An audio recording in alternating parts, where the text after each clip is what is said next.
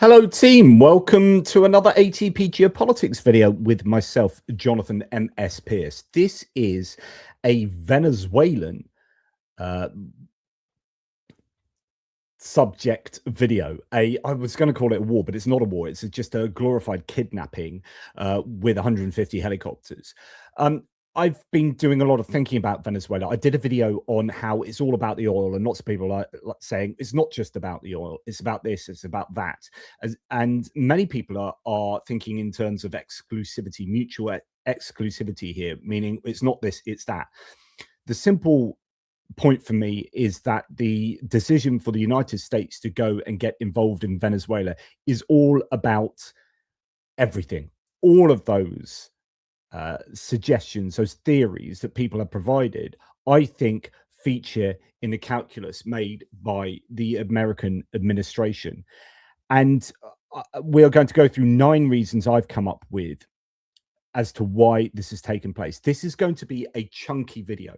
There's a heck of a lot to go through, and I'm going to go through it in some detail. So, get yourselves a cup of coffee, strap yourselves in. Yorkshire tea is obviously preferable. Strap yourselves in, and we're going to be talking Venezuela here. Now, I also want you to start thinking in terms of American strategy rather than what's right morally and legally. Let's put aside, my beliefs that this is pretty morally egregious. It is legally absolutely unjustifiable from a viewpoint of international law. And I think it opens a huge Pandora's box to a world full of kind of bullies and chaos going forward. However, if you put that aside and you are just thinking from an American hegemonic point of view, hegemony is kind of supreme power.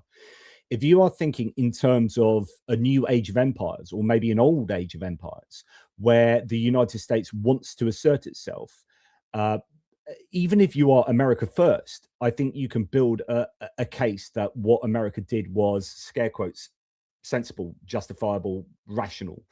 Like it's not without some good justification if you are interested solely in power, hard power, more than soft power, finances, resources, ego, Epstein distraction, Monroe Doctrine, all these sorts of things. They are reasons why the American administration did what they did.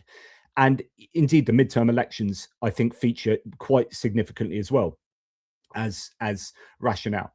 And so you could say that the Americans did a good job of their operation from a very functional point of view, from an operational point of view, but actually that it was something that fits in with a much wider strategy.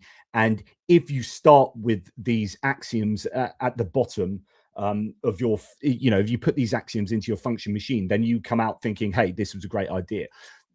That is problematic if you don't agree with those axioms. Like myself, I think this is problematic. But if you are of a certain persuasion, you can actually build up a case for why it was justifiable that the United States did what it did. So that's what we're going to look at. 9 different reasons. And the reasons are oil and making money. Intrinsic and extrinsic value to that. We're going to look at natural resources beyond oil. We're going to look at regional power in South America and maybe just Western Hemisphere. Then we're going to look at global power and global hegemony. Then we're going to look at the argument that it was an exchange for Ukraine. Ukraine goes to Russia, Venezuela goes to the United States. This has been a theory that's been expounded for many years. Actually, Fiona Hill talked about this back in 2019, I believe. Then we're going to talk about midterm elections that I think feature as a reason as well. And then we are going to go on to a couple of ones at the end, such as distraction for the Epstein files scandal. We're going to talk about ego, Trump's ego, I think actually features as well here, and lobbying. So how there are others who have interests in Venezuela going in certain directions, such as Susie Wiles, interestingly, and Marco Rubio himself, they could have played a major part in why the Americans moved into Venezuela with their helicopters and kidnapped Maduro. So, as I say, strap yourselves in. If you haven't done so already, please remember to like, subscribe, and share. It helps out with the channel and keeps yourselves in the loop. Let's now get into the details, shall we? Okay, so I have presented these 9 different arguments. The first one, as stated, is going to be oil and making money generally off oil. We're going to look at why this is a prime driver, but also why it's not as simple as you might think, and some of the criticisms against oil being the major driver here.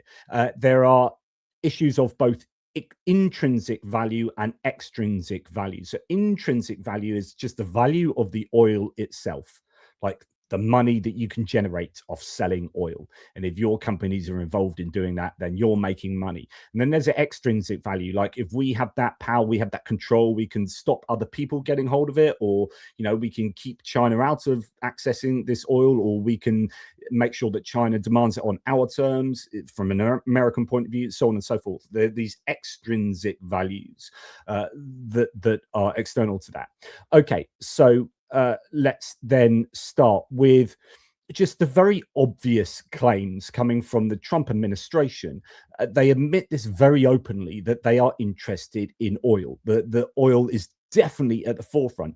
No matter how problematic you think the oil situation is, and we're going to go into some of the details there, it could be that actually Trump and people at the top of the administration don't really realize how problematic and how much investment is needed into the oil infrastructure. And they're just thinking in dollar signs in a very prima facie kind of veneer sense as to, you know, this is just going to line our pockets. It's going to ease inflation, so on and so forth.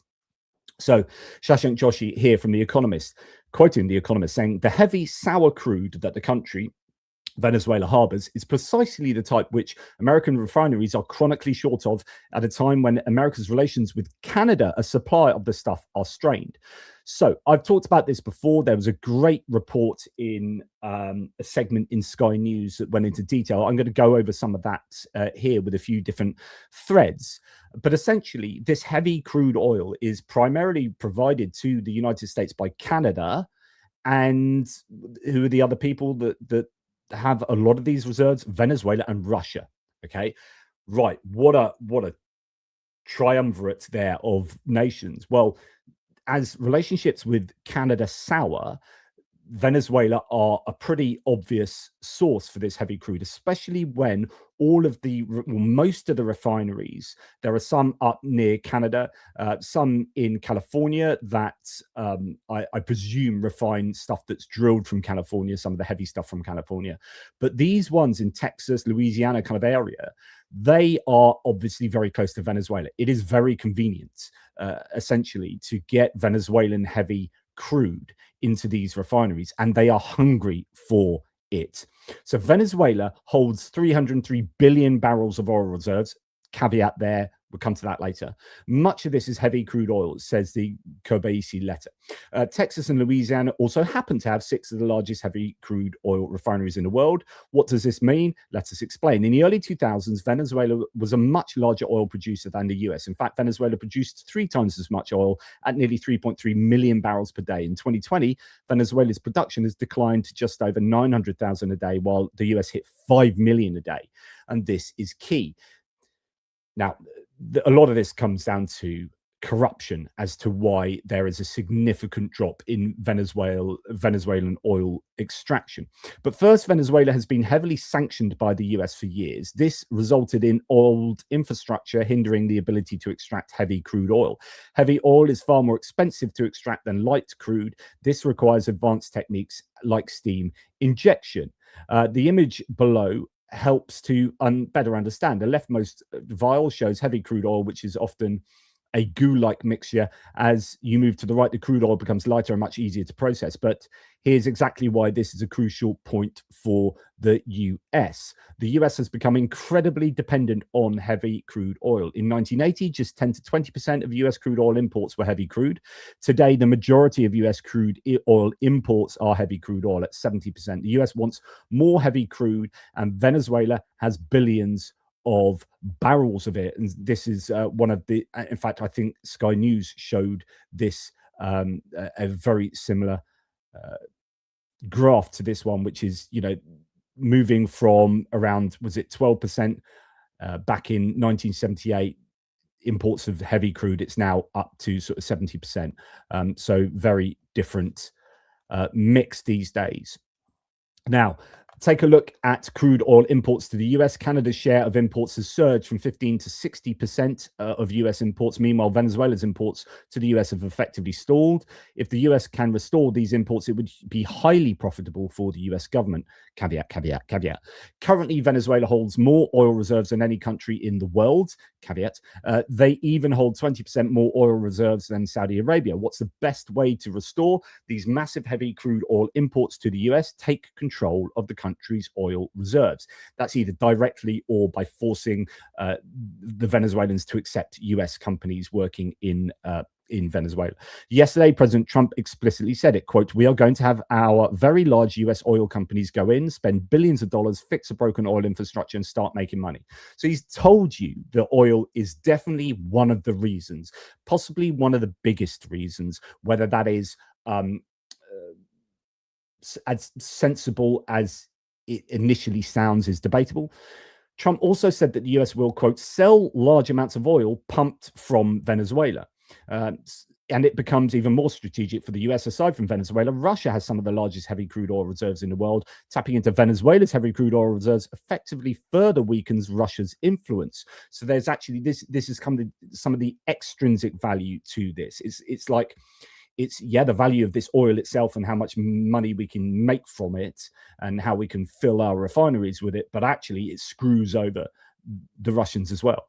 This is also a geopolitical move potentially. To top it all off, China is the largest buyer of Venezuelan oil, another extrinsic outcome here. This accounts for 5% of China's total oil imports. As the US gains control of Venezuela, this gives President Trump even more control over China. Trump said he would sell some of this oil to China. This weekend's events in Venezuela will have major effects on the global economy. The macro economy is shifting, and stocks, commodities, bonds, and crypto will move. And expect there to be a lot of theorizing as to what is going to happen going forward. Now, here we've got Dmitry Medvedev from Russia saying, "Team Trump is tough and cynical in advancing its country's interests. Removing Maduro had nothing to do with drugs." Correct. Only oil. Somewhat correct. A lot of it's to do with oil, but there are many other things going on too. And they openly admit this. This is correct. Lex fortissimum, which I presume means might is right. So the law in strength is clearly stronger than ordinary justice. But whether they can run Venezuela remotely is a big question. And that is something that we will return to as well. Here we have Donald Trump speaking in his own words. We're going to have our large United States oil companies, the biggest anywhere in the world, go in, spend billions of dollars, fix the badly broken infrastructure, the oil infrastructure, and start making money for the country. And we are ready to stage a second and much larger attack if we need to do so. So we were prepared to do a second wave. Okay, so if they don't get what they want, they're happy to attack again. But Trump is telling you very obviously there that they are up for going in and making money out of the oil. Here he said, as ever on Air Force One, similar things. Before the operation took place, yes. You maybe tip them off. Before and question there: did you speak with the oil companies before the operation took place? Did you tip them off? After, and they want to go in, and they're going to do a great job for the people of Venezuela, and they're going to represent us well. So He says, yes, I tipped off the oil companies before we went in, and I spoke to them after. They want to go in and they're going to do a great job. Interestingly, he didn't speak to Congress. And the reason he gave is because he was worried that there would be leaks, yet he spoke to oil companies, which is very interesting. So it appears that democracy takes a back seat here to corporate concerns, fossil fuel industry concerns, and he speaks to these oil industries before he speaks to anyone else. And that, I think, is really indicative. Then we've got Lindsey Graham here speaking with Trump on the same plane. You take down the source of the problem. President Trump didn't wake up one day and say, hey, let's take Venezuela. He did what other people talked about, but didn't have the balls or the guts to do it. This is a good thing. This is not interventionism. This is making America safer. We're going to be more prosperous because of the business deals. So he starts off with more prosperous because of the business deals. So, that's your first thing. We're going to be more prosperous because of the business deals, but then there are these other reasons as well. There are going to be Americans alive today because he shut down a narco-terrorist state called Venezuela. This is a good thing, not a bad thing. And the oil companies are going to go in and rebuild their system. They're going to spend billions of dollars, and they're going to take the oil out of the ground, and we're taking back what they stole. Remember, they stole our property. It was the greatest. Now, this is all highly controversial from a legal point of view. He doesn't have a leg to stand on here. It should be a case of reparations. There are some claims that actually they have indeed paid the US back for the nationalization that took place in the 70s and beyond. I haven't fact checked that, but some Venezuelans have come out and said, actually, that's a non-starter as well. But we're going to leave that because we're not so interested in the legality of this all today. Theft in the history of America. Nobody has ever stolen our property like they have. They took our oil away from us. They took the infrastructure away. And all that infrastructure is rotted and decayed. And the oil companies are going to go in and rebuild it. We're not going to spend very much money at all, if anything. But the oil companies are going to go, we're going to take our oil back. But we're going to also do things. Our oil, of course, these are the sovereign natural resources of Venezuela. Is not our oil at all. He has no claim to that oil. When you look at what he did, the drugs are terrible, but also terrible. He sent hundreds of thousands of people into our country that should not be here. And that means from prisons. That means Tren de Aragua, the gang, Tren de Aragua, that comes out of Maduro's country. He was very friendly with that gang. And we'll talk about that a little bit in the kind of regional power section that we're coming to. So Politico is reporting that the Trump administration is strong-arming US oil companies to return to Venezuela after their assets were nationalized 20 years ago. And plus, the infrastructure is so decayed and the political environment is so uncertain that they're unsurprisingly reluctant. So what's interesting here is that he's talking a big game about how US oil companies are ready to go in. They're going to spend some money, not too much money, but they're going to spend a bunch of money, get infrastructure all up and running again. And actually is not wholly clear that is what the companies want to do immediately. Like, there are some serious risks involved, and it's going to be incredibly costly. We're going to come to this in a second. And this is kind of the idea that the decision makers at the top might not have a handle on the realities of the oil industry over here. And they might be making decisions based on dollar signs that they see in their minds, but that might not be the reality. Or it will be a reality, but something like 10 to 15 years down the line. Like, that kind of reinvestment is not something that you do straight away. That requires incredible expenditure, although he's denying that, and a lot of time to sort out. Now, here we've got Tim Pool, one of these right-wing influencers, has now got a press pass for the White House and elsewhere, probably the Pentagon as well. This is one of these simplistic understandings. The US economy about to boom. Tons of free oil heading our way. I mean, that this guy gets a press pass for this kind of ridiculous sentiments. It's really, really naive. So free oil heading our way, they really are the dumbest people ever, says this source. But I mean, honestly, that is what a lot of people are thinking at the moment. And you can kind of understand why, because there's been a lot of that sort of rhetoric from Trump that he's been quite vague, right? And just saying that we're going to make loads of money and we're going to pump loads of oil. To which point people are saying, yeah, we've got free oil heading our way. Like it's just sitting there waiting there. And the reason that the Venezuelans haven't got it out the ground is just because they can't be asked at the moment. But actually, all they need to do is press a switch and that stuff will come flowing. And then suddenly the US owns it all because Trump keeps saying it's our oil. So the US just suddenly has all that free oil. They just need to switch this switch. And of course, that is absolute bunkum. But supposedly serious people, he's not a serious person, really, are advocating these ideas. Now, Christopher Webb here says, how does an entire administration not understand this basic reality? Venezuelan oil is not a quick payday or profitable. Heavy crude takes years to extract profitably. It requires massive upfront investment, specialized infrastructure, refineries configured for heavy oil, long timelines, and political stability. None of that exists right now. None of it comes cheap, and none of it pays off fast. So if this administration thinks invading, occupying, and stabilizing Venezuela is going to fund itself through oil anytime soon, they're on a fool's errand. So now we're going to look at some of the kind of criticisms against this position. It's not to say that this isn't one of the most important reasons why I think the US did this, but it's that some of that reasoning might be at the very least too simplistic.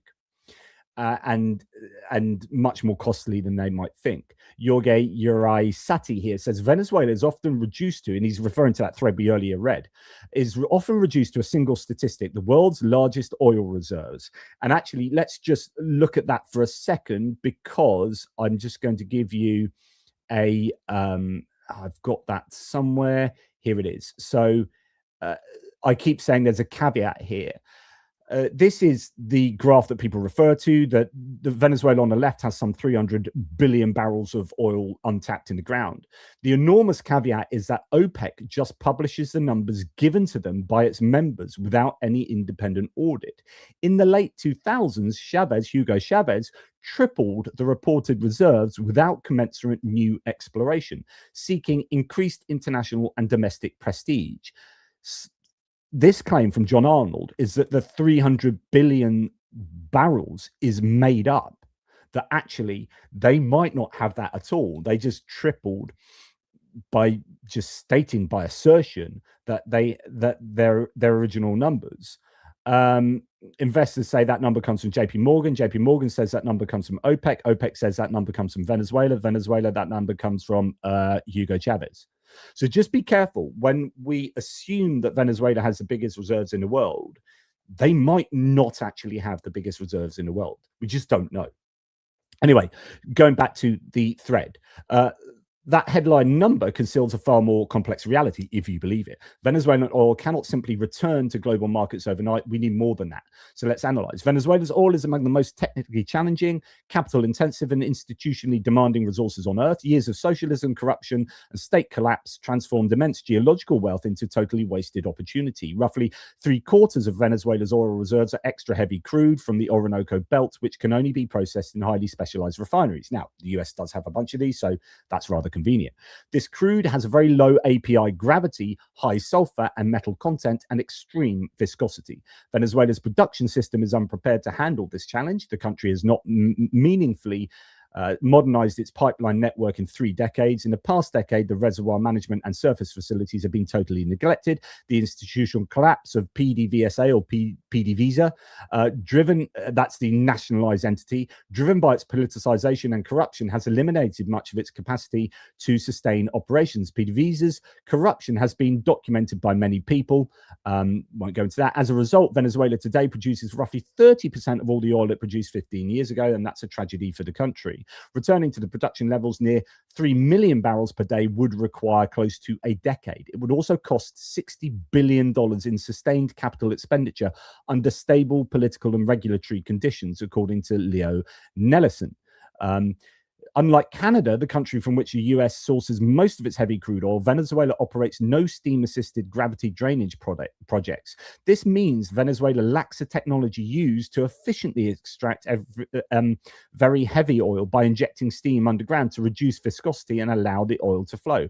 Without this method, production relies on simpler techniques with much lower recovery rates and slower output growth.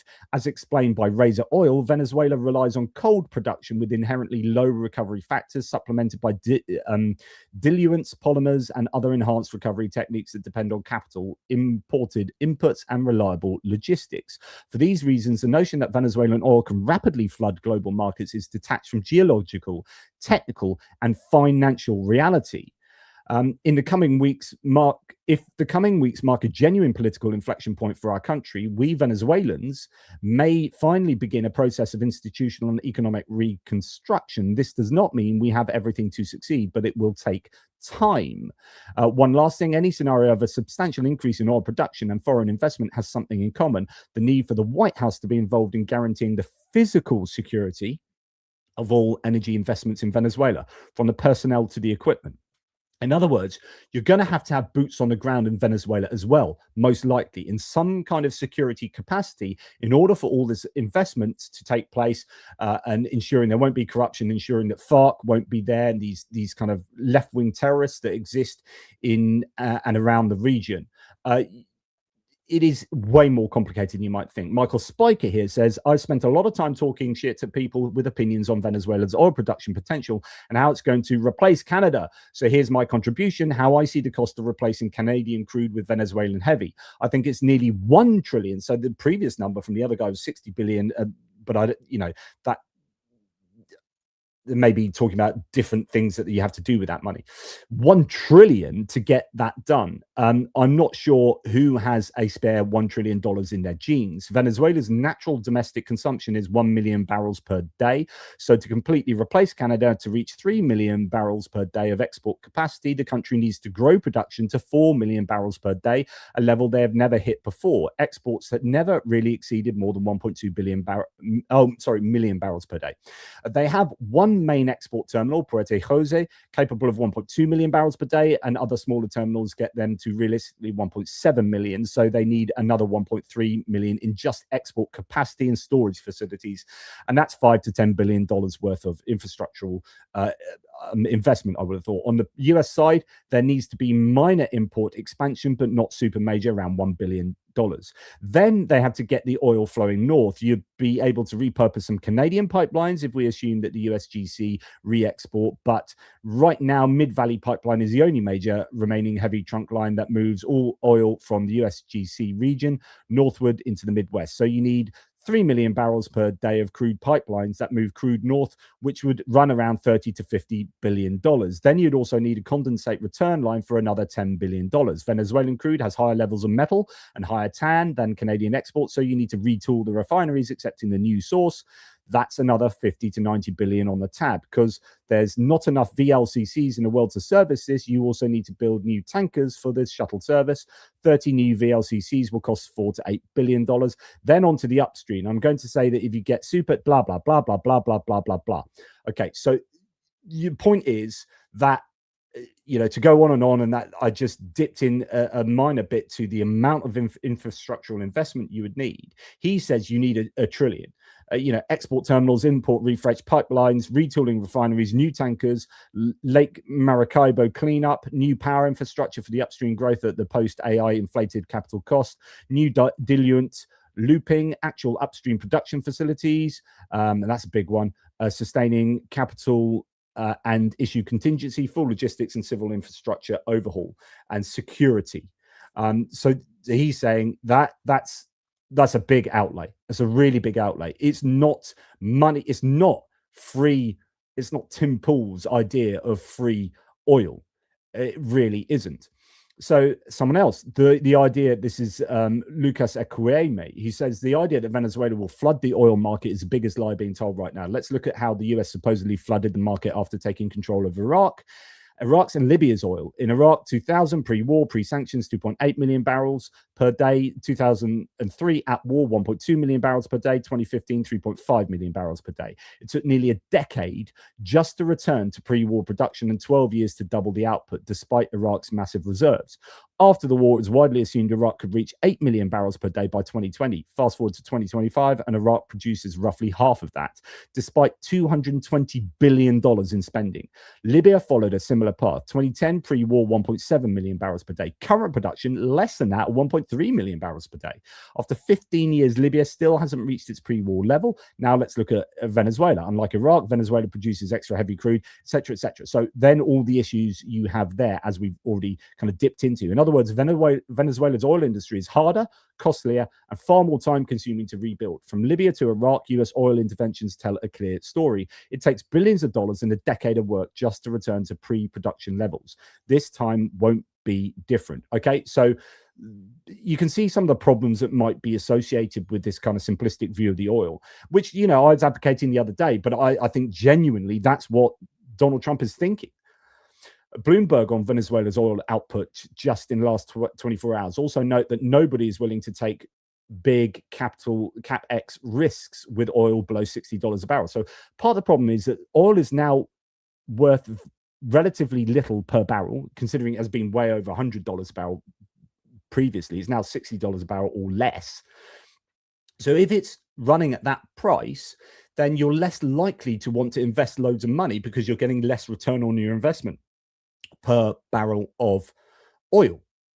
So, it's one thing investing a shed load of money when you're shifting the same amount of oil for $100 a barrel. It's another thing when it's $60 or $50 a barrel.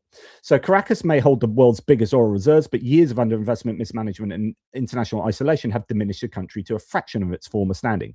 Venezuela currently pumps about 800,000 barrels of oil a day, roughly a third of what it produced a decade ago, and under 1% of global supplies. Washington's recent seizure and pursuit of tankers, while it pressured Maduro's regime, helped curb output in the country's critical Orinoco belt by 25%. Production could rise by about 150,000 barrels a day within a few months if sanctions are lifted, but getting back to 2 million barrels a day or higher would require massive reforms and a large investments from international oil companies, according to consultants at Kepler. Okay, so there you had that. It's more challenging. And then someone else here, you've got this bloke, Grant Cardone, some kind of investment dude, saying US oil prices should be sub $50 a barrel by Monday opening. Venezuela holds the largest oil reserves in the world at $300 billion plus billion barrels. The US now controls the largest oil reserve in the world. So they're saying they control the oil. He's saying US controls that oil reserve. And then someone else saying pretty much similar things. This site is utterly infested with some of the least logical individuals on the planet. Oil is going to drop by more than 50% tomorrow because, checks notes, a country invaded another country. Half our national debt is solved because it's worth 18 trillion. Read lots of those. Gas is going to be 50 cents a gallon by President's Day. First off, there's zero infrastructure to extract the oil in Venezuela right now, and that has to be built up, blah, blah, blah, blah. All those same kind of issues, plus some more there, and a little bit talking about gas as well. But just TLDR, Grant and his brother are village idiots and love proving it daily. So there's a lot of arguments going on online at the moment as to really what the reality is here with the oil reserves in Venezuela. But it's not going to be something that is released easily and quickly. But that having been said, there is news today that natural gas prices are down, 6% down, just 15 minutes after futures opened for the first time since Maduro was captured. And oil prices are back below $57 a barrel and nearing their lowest level since 2021. So it has had some kind of immediate effect on prices. In just about all major escalations of geopolitical tensions with oil-producing countries, energy prices typically rise. So why is it different this time? Because the US taking control of Venezuela is set to bring more oil and natural gas supply to the market. The market knows that this weekend's events will ultimately result in the opposite of a supply disruption. The market is never wrong. So it will bring prices down, but the question is, how much will be flooded onto, you can release some immediate capacity through lifting of sanctions and all sorts of things, but a long-term flooding the market is unlikely to happen, and it will take an awful lot of investment. Anyway, so that's your first section. Sorry, I said this is going to be a chunky one, and that's lasted over half an hour. Right. Second section here. Second reason why the US attacked Venezuela: natural resources and power. So it goes beyond just oil. There are other things that the US would like to help themselves too, and for good reason. So gold and other metals and natural minerals and whatnot. This is just what the Tinternet threw up. The United States has expressed a strong interest in Venezuela's mineral resources, particularly those related to critical minerals and oil. Here are some of the minerals that the US is seeking from Venezuela: coltan, a key mineral for producing lithium, which is essential for batteries and energy storage technologies; gold, a precious metal with various applications. We're going to come more onto gold in a second, including electronics and jewelry; rare earth elements. These include neodymium and samarium, which are used in magnets, and they're super important magnets, by the way. You can go and get yourself lost on YouTube looking into the application of magnets; electric vehicles; and renewable energy technologies; bauxite and alloys. These are essential for aluminium production and are used in various industries; iron ore, a significant resource for steel production and other industrial uses. The US has been actively pursuing these minerals to reduce its dependence on China's supply chains. So it's about China. So much of what we're going to be talking about going forward is about China and the kind of extrinsic value of the US helping itself to oil is that China doesn't get that oil, or the US gets to control what China gets and how much it kind of gets it for to some degree. But also it can help itself to these rare earths and other minerals and metals, and therefore China doesn't. It's a zero-sum game approach to, well, if we have it, they don't have it. So the capture of Nicolas Maduro by US forces has raised questions about the future of Venezuela's mineral resources and their potential impact on global supply chains. You know, China's supply chains are going to be affected potentially, and that can affect its technological capabilities. Now, talking about gold, here is Shanaka Anselm Pereira saying the entire world is talking about Venezuela's oil. Nobody is talking about the gold. 161 metric tons, $22.5 billion at today's prices, the largest gold reserves in Latin America. Every $100 gold raises, the holdings gain 518 million. These holdings, and that's just what's in the vaults. The Orinoco mining arc holds 10,000 tons of untapped gold. 10,000 tons. At $4,360 per ounce, that's $1.4 trillion in the ground. Venezuela's vice president, by the way, gold reserves, those are the reserves in banks, I presume. That's $22.5 billion in banks, but that's not reserves in the ground. What's in the ground is $1.4 trillion. Right, dollars. Venezuela's vice president told you exactly what this is about. Her words, quote, regime change allows them to capture our energy resources, mineral resources, and natural resources. She said mineral resources, not just oil, minerals, gold, coltan, rare earths. The coltan alone, the blue gold that powers every smartphone and EV battery, is valued at over $100 billion. Here is why gold matters more than oil right now. Oil requires $58 billion in infrastructure rebuilding, pipelines untouched for 50 years of work before production returns to peak. And that's not including what the US would need. I mean, the previous, remember, a guy was saying $1 trillion actually dollars of infrastructural enhancements all over the shop. Gold sits in central bank vaults, liquid, deployable, collateralizable. The moment a US recognized transitional government takes control, the gold becomes collateral for IMF loans, reconstruction financing, and debt restructuring. Instant balance sheet. There's more. $1.8 billion of Venezuelan gold has been frozen in the Bank of England since 2018. With Maduro in the New York jail cell, the legal barriers to releasing that gold just evaporated. Gold gained 65% in 2025, its best year since 1979. Bank of America targets $5,000 per ounce. Every analyst is watching geopolitical risk premiums. You are looking at the biggest geopolitical shock of 2026, and the gold story isn't even being covered. Oil is a headline. Gold is the trade. Watch that space. Then we have this claim. So it's all about the data centers. Everything they're doing is about keeping the AI bubble inflated. And this is where you're going to have a lot of people like Elon Musk casting their opinion and supporting what's going on in Venezuela. Here, everything they're doing is about keeping the AI bubble inflated. Here, there's trillions riding on finding the resources to build bigger and bigger slop generators. It's a giant fraud, all of it. So this is Howard Lutnick on Venezuela. Are there any other companies that you've talked to about dealing with Venezuela? Maybe Mr. Lutnick could talk about that. Are there any other corporations, entities outside of oil? Outside of the oil business. Well, the oil business, yes, but outside, yes. Howard, So you have steel, you have minerals, right? All the critical minerals. They have a great mining history that's gone rusty. So steel, aluminum, minerals, I mean, this is all, it's a rich, it was once upon a time one of the great economies and cultures of the world, and it was destroyed. And now President Trump is going to fix it and bring it back for the Venezuela. but it's not easy. It's really gone bad. So you can almost hear Howard Lutnick salivating there. You can always sense he's salivating at the prospects. And bingo, says Jim Stewartson, talking about Elon Musk here. He's building a massive lithium refinery in Texas, Musk. Where's he going to get that raw material from? Wu-Tang is for the children says that didn't take long. Of course, Elon was back at Mar-a-Lago having dinner with Trump last night. Wonder what he wants from Venezuela. Could it be their lithium fields? Again, interesting that Nigeria also has huge lithium fields, but was saving the Christians. Remember, they just bombed Nigeria recently. You start understanding that most things are about money and not ideology. Money is the ideology, isn't it? Right, we're moving on to the next argument here, or the next piece of the rationale jigsaw. Why the US attacked Venezuela. Number 3, regional power and the Monroe Doctrine, and also China involved in that.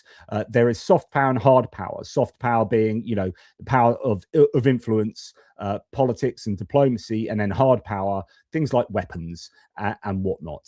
Okay, so where should we start? Well, let's start with a bit of a meme that the United States government effectively put out, Trump War Room, reposted by Pete Hegseth.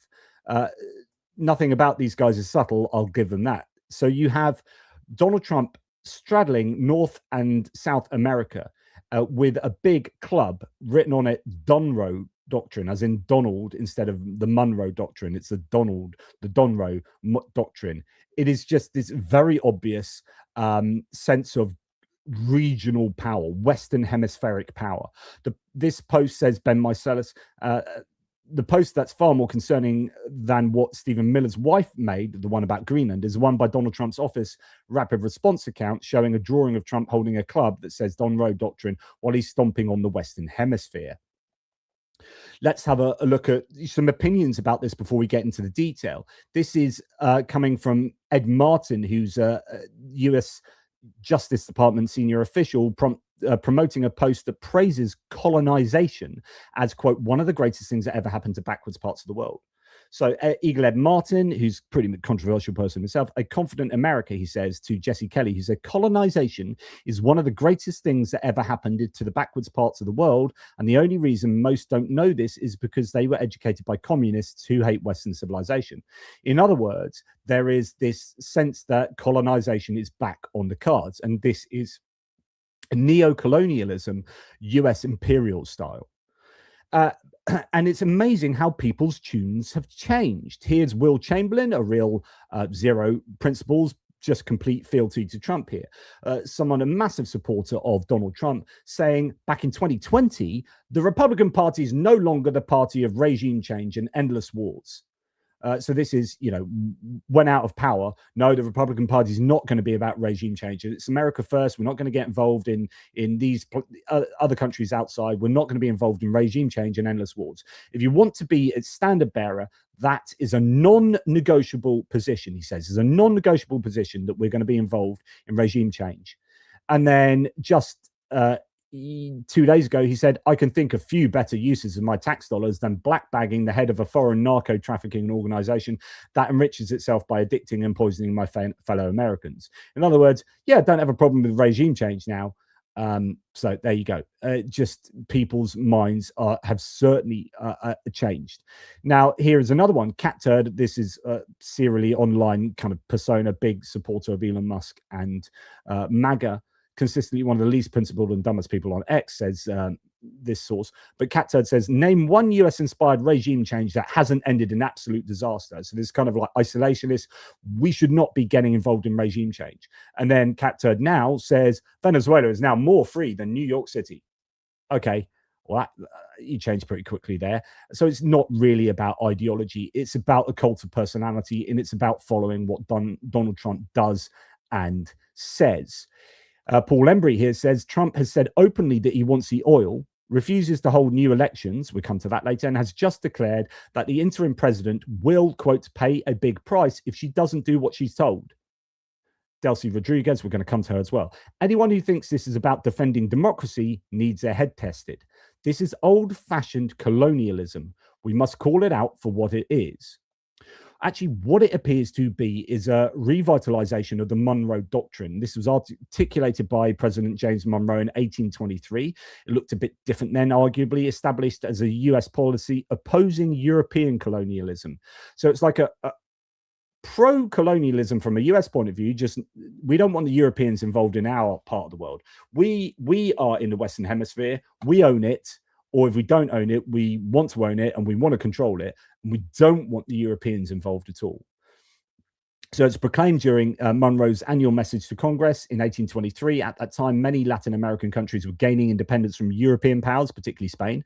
The United States was concerned about potential European intervention in the newly independent nations and aimed to assert its influence in the region while discouraging further colonization by European powers.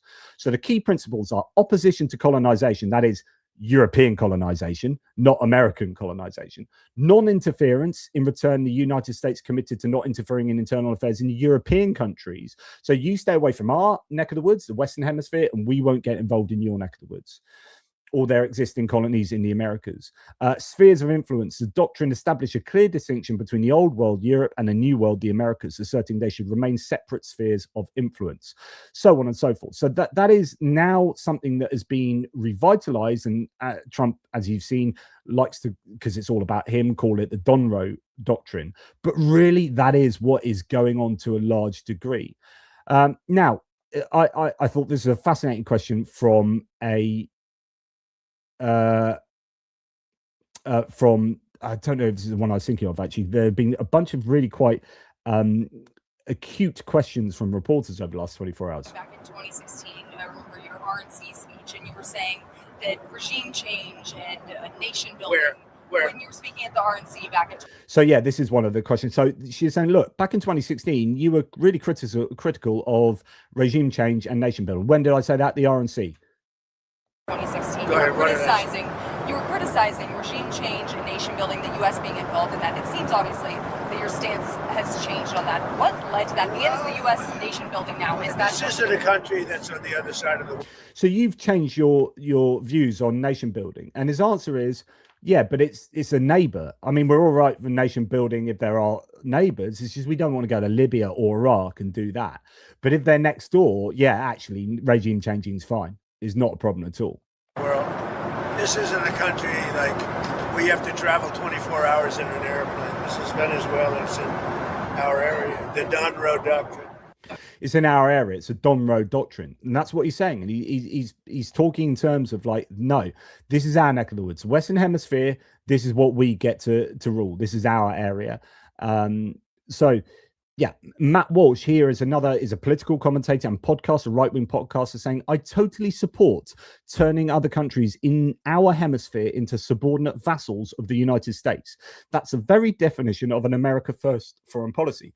So what you have is some MAGA, Marjorie Taylor Greene's not doing this, but other MAGA people are saying this is America First, which is, again, I go back to what I was saying at the beginning of the video. If you separate this from legality and some forms of morality, you can make a moral argument if your inputs are, well, it's good if America is powerful, if America sustains itself at the top of the global and regional hegemony, then that is good, and therefore that is what I will support. Well, this is this. America first is taking control over Venezuela, and by the way, Cuba's next, and Colombia, and Mexico, and Canada, and Greenland, and that is, in fact, if we go to, I don't know if you remember, I talked about this back some months ago, but there's this map that's been going around, which is a map called the Technate of America. This was Elon Musk's grandfather created this map. So the Technate of America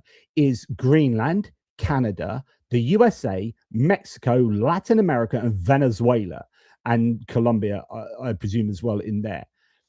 So that is something that has been on the cards for some time. I'm thinking about this map from the mid-1900s technocracy movement. Notably, Elon Musk's grandfather was a prominent member, which could mean nothing, but it looks like it means everything, because they are making claims to Greenland, threats about that last night. Canada is being seen as the 51st state of America. Mark Carney's got his work cut out there, and you've got Venezuela, Cuba, and Mexico starting to really worry about their futures. That is what's going on. This is the Donroe Doctrine. Here's a simple key to last night's speech, and this is from March last year. Trump threatened to take Greenland and Panama one way or the other, and he's putting tariffs on Canada and Mexico. This is a map of the Technate of America, which Elon Musk's Nazi grandfather tried to create before moving to apartheid. And there you go. And that's literally what we're seeing now. It's quite incredible.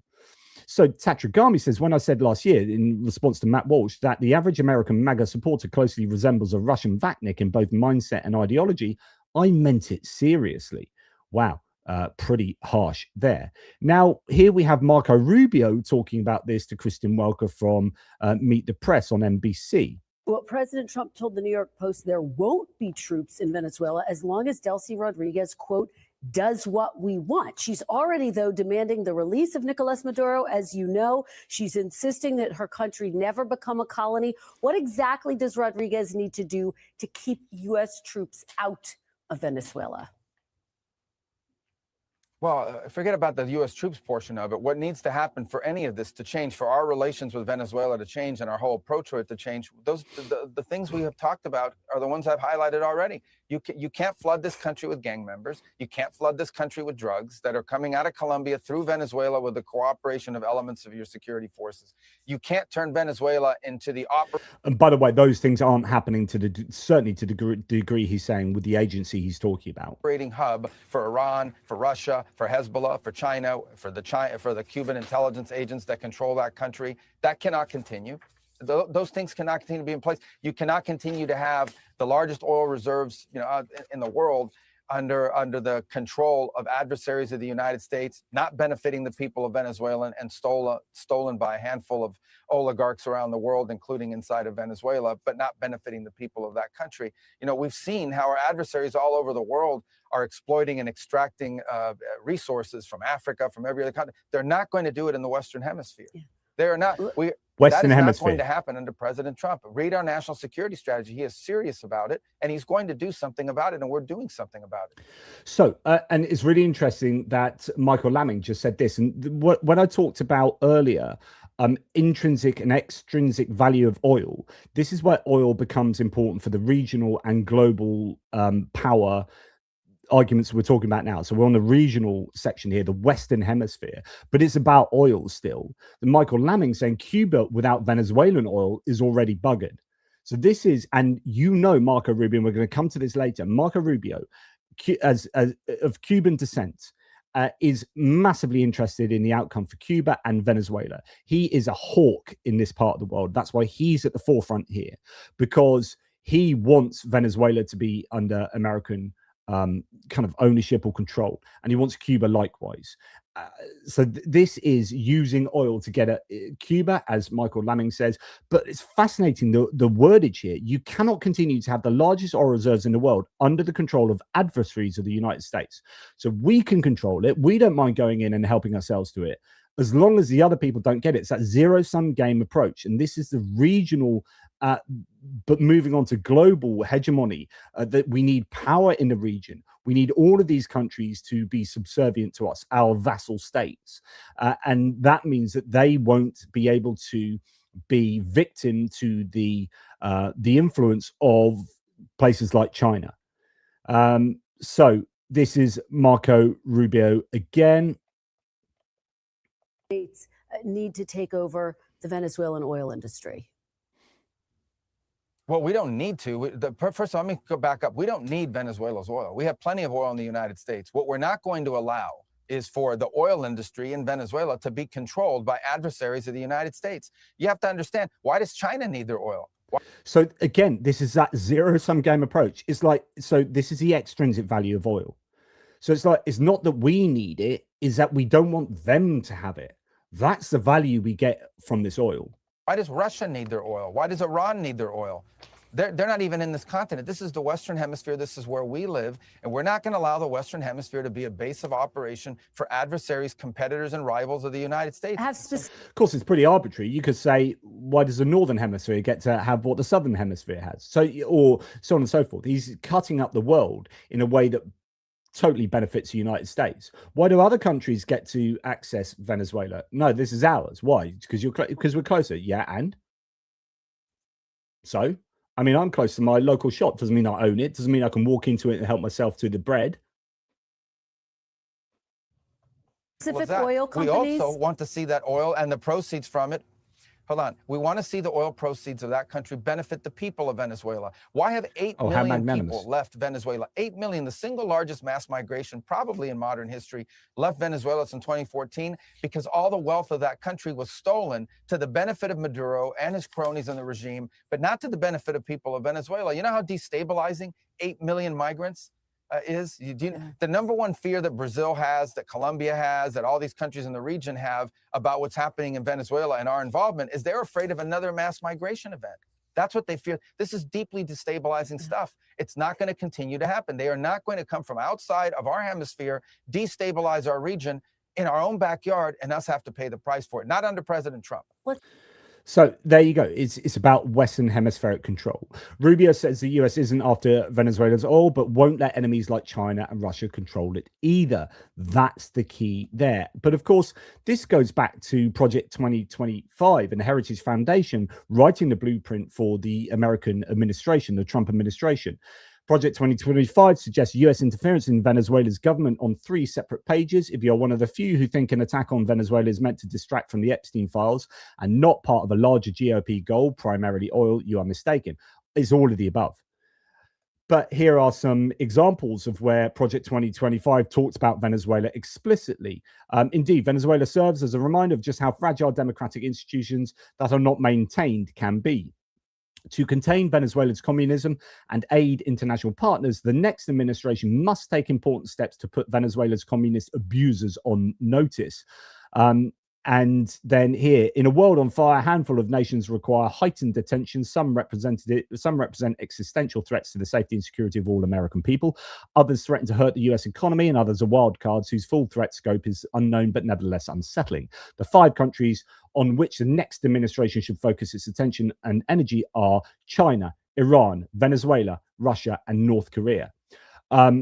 So Venezuela is definitely there. And then another time here, specific countries in the Americas, such as Venezuela, Colombia, Guyana, and Ecuador, are either increasingly regional security threats in their own rights or are vulnerable to hostile extracontinental powers.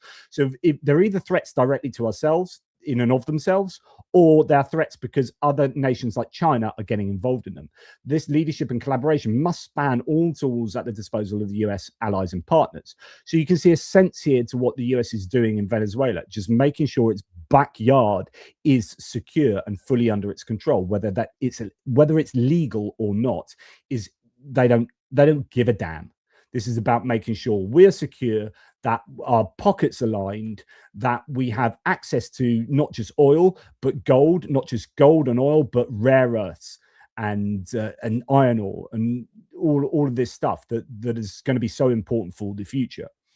Trump threatens Venezuelan Vice President Delcy Rodriguez, who seems to be the de facto leader now. Quote, if she doesn't do the right thing, she's going to pay a very high price, probably higher than Maduro. So he's threatening her with death, right? The US president said in an interview with The Atlantic. So he's threatening the leader, the de facto leader of Venezuela with death. Like, this is all about just control and power. And then you have Pete Hegseth here. The president said our adversaries remain on notice. America can project our will anywhere, anytime. The coordination. America can project our will anywhere, anytime. As Mehdi Hassan says, can't get more imperial and lawless than this. Like, there's no recourse to international law. We can do what we want, where we want it, and when we want it. Just the raw power of the United States is being asserted here. So this also acts as a deterrence, both regionally and globally. Like, what the US is doing here is flexing big time. And it's saying, we can do this and we don't need to adhere to international laws. We are a law unto ourselves. Might is right. What Dmitry Medvedev said was incredibly on point. Lex fortissimo. Might is right. We can do what we want, where we want it, when we want to. Okay, Trump here saying some more. Let's go back to Trump again. But we can't take a chance after having done this incredible thing last night of letting somebody else take over, where we have to do it again. We can do it again, too. Nobody can stop us. There's nobody that has the capability that we have. You know, when I watch that war in Russia going on and on and on and everybody dying, and it's like, it's primitive. It's primitive. It's horrible. So we can do it again too. Nobody can stop us. It's just this exuding power and strength. The United States here, and just, yeah, bullying and oppressive, arguably, but they are just establishing themselves. And part of me was thinking, well, actually, we get onto this in the global bit next. So then you've got other places in the region. Cuba is next on the agenda. You know, one of the things that is happening, I think you see it all the time. Howard, you've seen it, that Cuba is ready to fall. You know, yes. Cuba looks like it's ready to fall. I don't know if they're going to hold out. But Cuba now has no income. They got all of their income from Venezuela, from the Venezuelan oil. They're not getting any of it. And Cuba literally is ready to fall. And you have a lot of great Cuban Americans that are going to be very happy about this. So Cuba is ready to fall. And it gets all of its money from Venezuela. And if we control that, they ain't getting any money. Cuba is ripe for the picking. So you could have this situation where, whether you like it or not, whether you find it's illegal or legal, morally good, morally bad, you might have a situation where after the Trump 2.0 tenure, he has bullied his way into controlling Venezuela, controlling Cuba, having maybe Colombia fall under its sway as well, therefore controlling migration into the United States and drugs coming into the United States. So it might be a very bad way of going about doing things, but you can see for America's future going forward that this is securing itself in terms of natural resource wealth and power, and controls immigration and asserts itself as the dominant force in the entirety of the Western Hemisphere, bar maybe Brazil. So, you know, really significant stuff happening here. Now, Trump said the US needs Venezuela's oil and warned of more strikes. He accused Colombia's leader of enabling the drug trade, said Cuba's days are numbered, and urged Mexico to act against cartels. He also claimed Greenland is vital to US security. Quote, this is our hemisphere. So we talked about oil, we talked about natural resources, and we talked about not wanting China to have its fingers all over those natural resources. And now we're talking very much in terms of controlling nations outside of Venezuela. Greenland, Mexico, Cuba, Colombia. And of course, we've already seen Argentina. We'll come on to that in a second. Lindsey Graham, you just wait for Cuba. Their days are numbered. Could have done it. And as to this commander-in-chief, he did something people talked about doing. You just wait for Cuba. Cuba is a communist dictatorship that's killed priests and nuns. They preyed on their own people. Their days are numbered. We're going to wake up one day, I hope in 26, in our backyard, we're going to have allies in these countries doing business with America, not narco-terrorist dictators killing Americans. This is a big frigging day. And everybody in the world is thinking differently than they were just a few days ago because of what you did.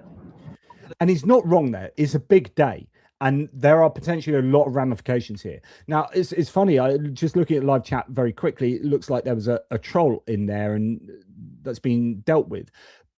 But I'm actually advocating for the trolls' positions here. Basically, essentially, if you're a troll saying that what the US is doing is amazing and it's absolutely right, and they've done all this great stuff, this is basically I'm advancing those arguments, at least from their point of view.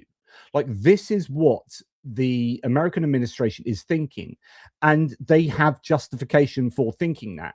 Like, this, if it works, this will give them power regionally, and it will actually give them power globally as well, and it will have an effect on income, on economy, on immigration, and regional stability, and the US's ability to make all sorts of things out of rare earth metals and so on and so forth.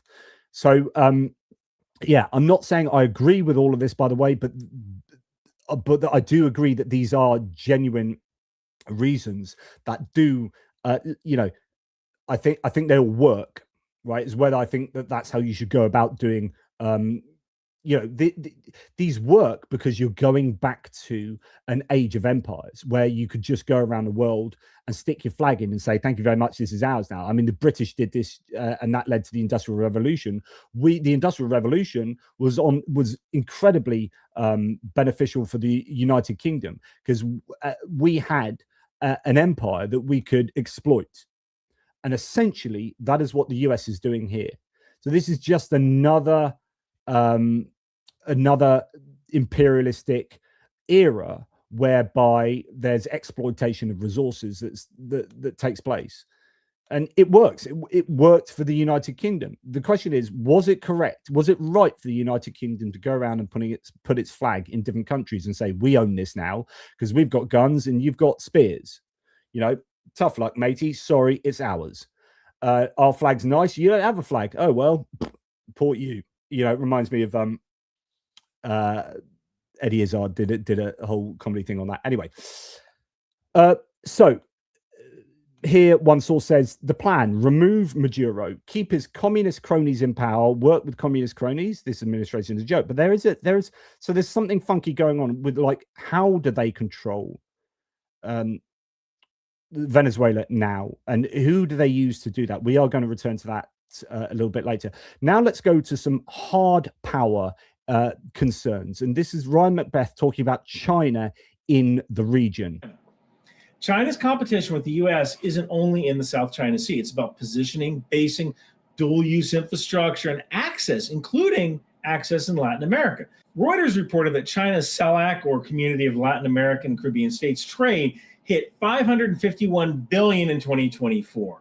And a major development here is that Venezuela accounted for the largest share, about 44% of China's total development finance in the region since 2005. This was before Chinese policy banks stopped lending to Venezuela, which I think was in 2016. So Venezuela matters in the big game, even when it's not in the headlines. Chinese missiles in Venezuela and why the Gulf Coast matters is kind of going to be the next subject here. Let me be very careful. I'm not saying that there are confirmed Chinese missiles units in Venezuela right now. What I am saying is if China ever got to basing bombers or missiles, ISR, intelligence, surveillance, reconnaissance, anything long range in Venezuela, that's close enough to be a real problem. Range rings, like from northern Venezuela to the Gulf Coast, we're talking about 3,300 kilometers from Houston. To the Panama Canal area, it's around 1,100 kilometers or so. That means that any future adversary with intermediate range capability could potentially threaten the Gulf Coast with its refineries and export terminals, shipping lanes in the Caribbean, and traffic near the Panama Canal. And that's where oil shows up again, because If you can choke Gulf Coast energy and shipping at the same time, you're not getting oil. You're turning off America's oil system. We've invaded people for less. Why did the U.S. invade Grenada in 1983 during Operation Urgent Fury? Yeah, I mean, it might have been to rescue some medical students, but really it was because Cuba was building an airfield on Grenada that could host Soviet bombers. Now, connect that scenario with everyone's plans around a Taiwan contingency. You don't want a Taiwan fight where at the same time you're also dealing with a Caribbean A2AD problem, or anti-access area denial, weapons.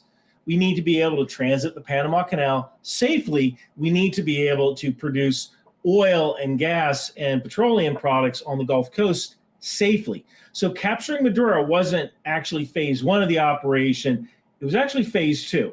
Phase one had to deal with the Panama Canal and ports. Reuters reported that CK Hutchinson agreed to sell 90% of its stake in the Panama Ports Company. This is the company that runs the ports of Balboa on the Pacific and Cristobal on the Atlantic to a consortium that includes BlackRock Capital. Reuters also noted that these ports were not the canal itself. I mean, the canal is operated by Panama. But what we don't want is China or a Hong Kong-based Chinese holding company holding these ports.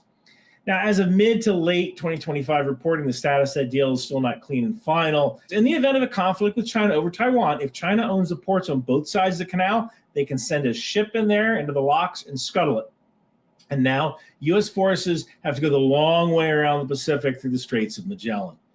Now let's talk about the Maduro indictment, because it's not just Maduro bad. Okay, so what the US is doing, therefore, is making sure that its refineries are safe in Texas and Louisiana, that missiles can't come from Venezuela if China were ever able to get hardware into Venezuela. Like with Grenada, stopping the Cubans building a Russian, essentially a pro-Russian air base in Grenada, this stops China having hard power influence in the region. And that is obviously very significant for the United States. So there are lots of reasons that do make sense for why the United States has done what it has done from a very kind of geopolitical security point of view. Okay, so, and by the way, just I want to come to this opinion. So Stephen Wood, someone that's very kind of hates the left, and if Starmer's ever mentioned, he attacks Keir Starmer just as a point of ideological positioning, which, okay, fair enough.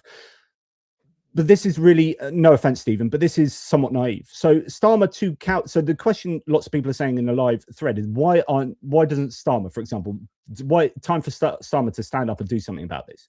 Starmer can't do jack about this. The United Kingdom can't do anything about this. Especially now we're out the EU. The EU can do something about this. We're out the EU. And Stephen, I presume you voted for that. We are powerless. If Starmer stood up and was really ballsy and said, you suck, Trump, you've taken the law into your own hands and it is against international law, he'll be slapped with extra tariffs. And that trade deal that we're hoping to get with the United States will not happen. And so on and so forth. We're not in a position like this. If you're living in an age of empires, the bully, might is right, and we don't have might. We have some clouts.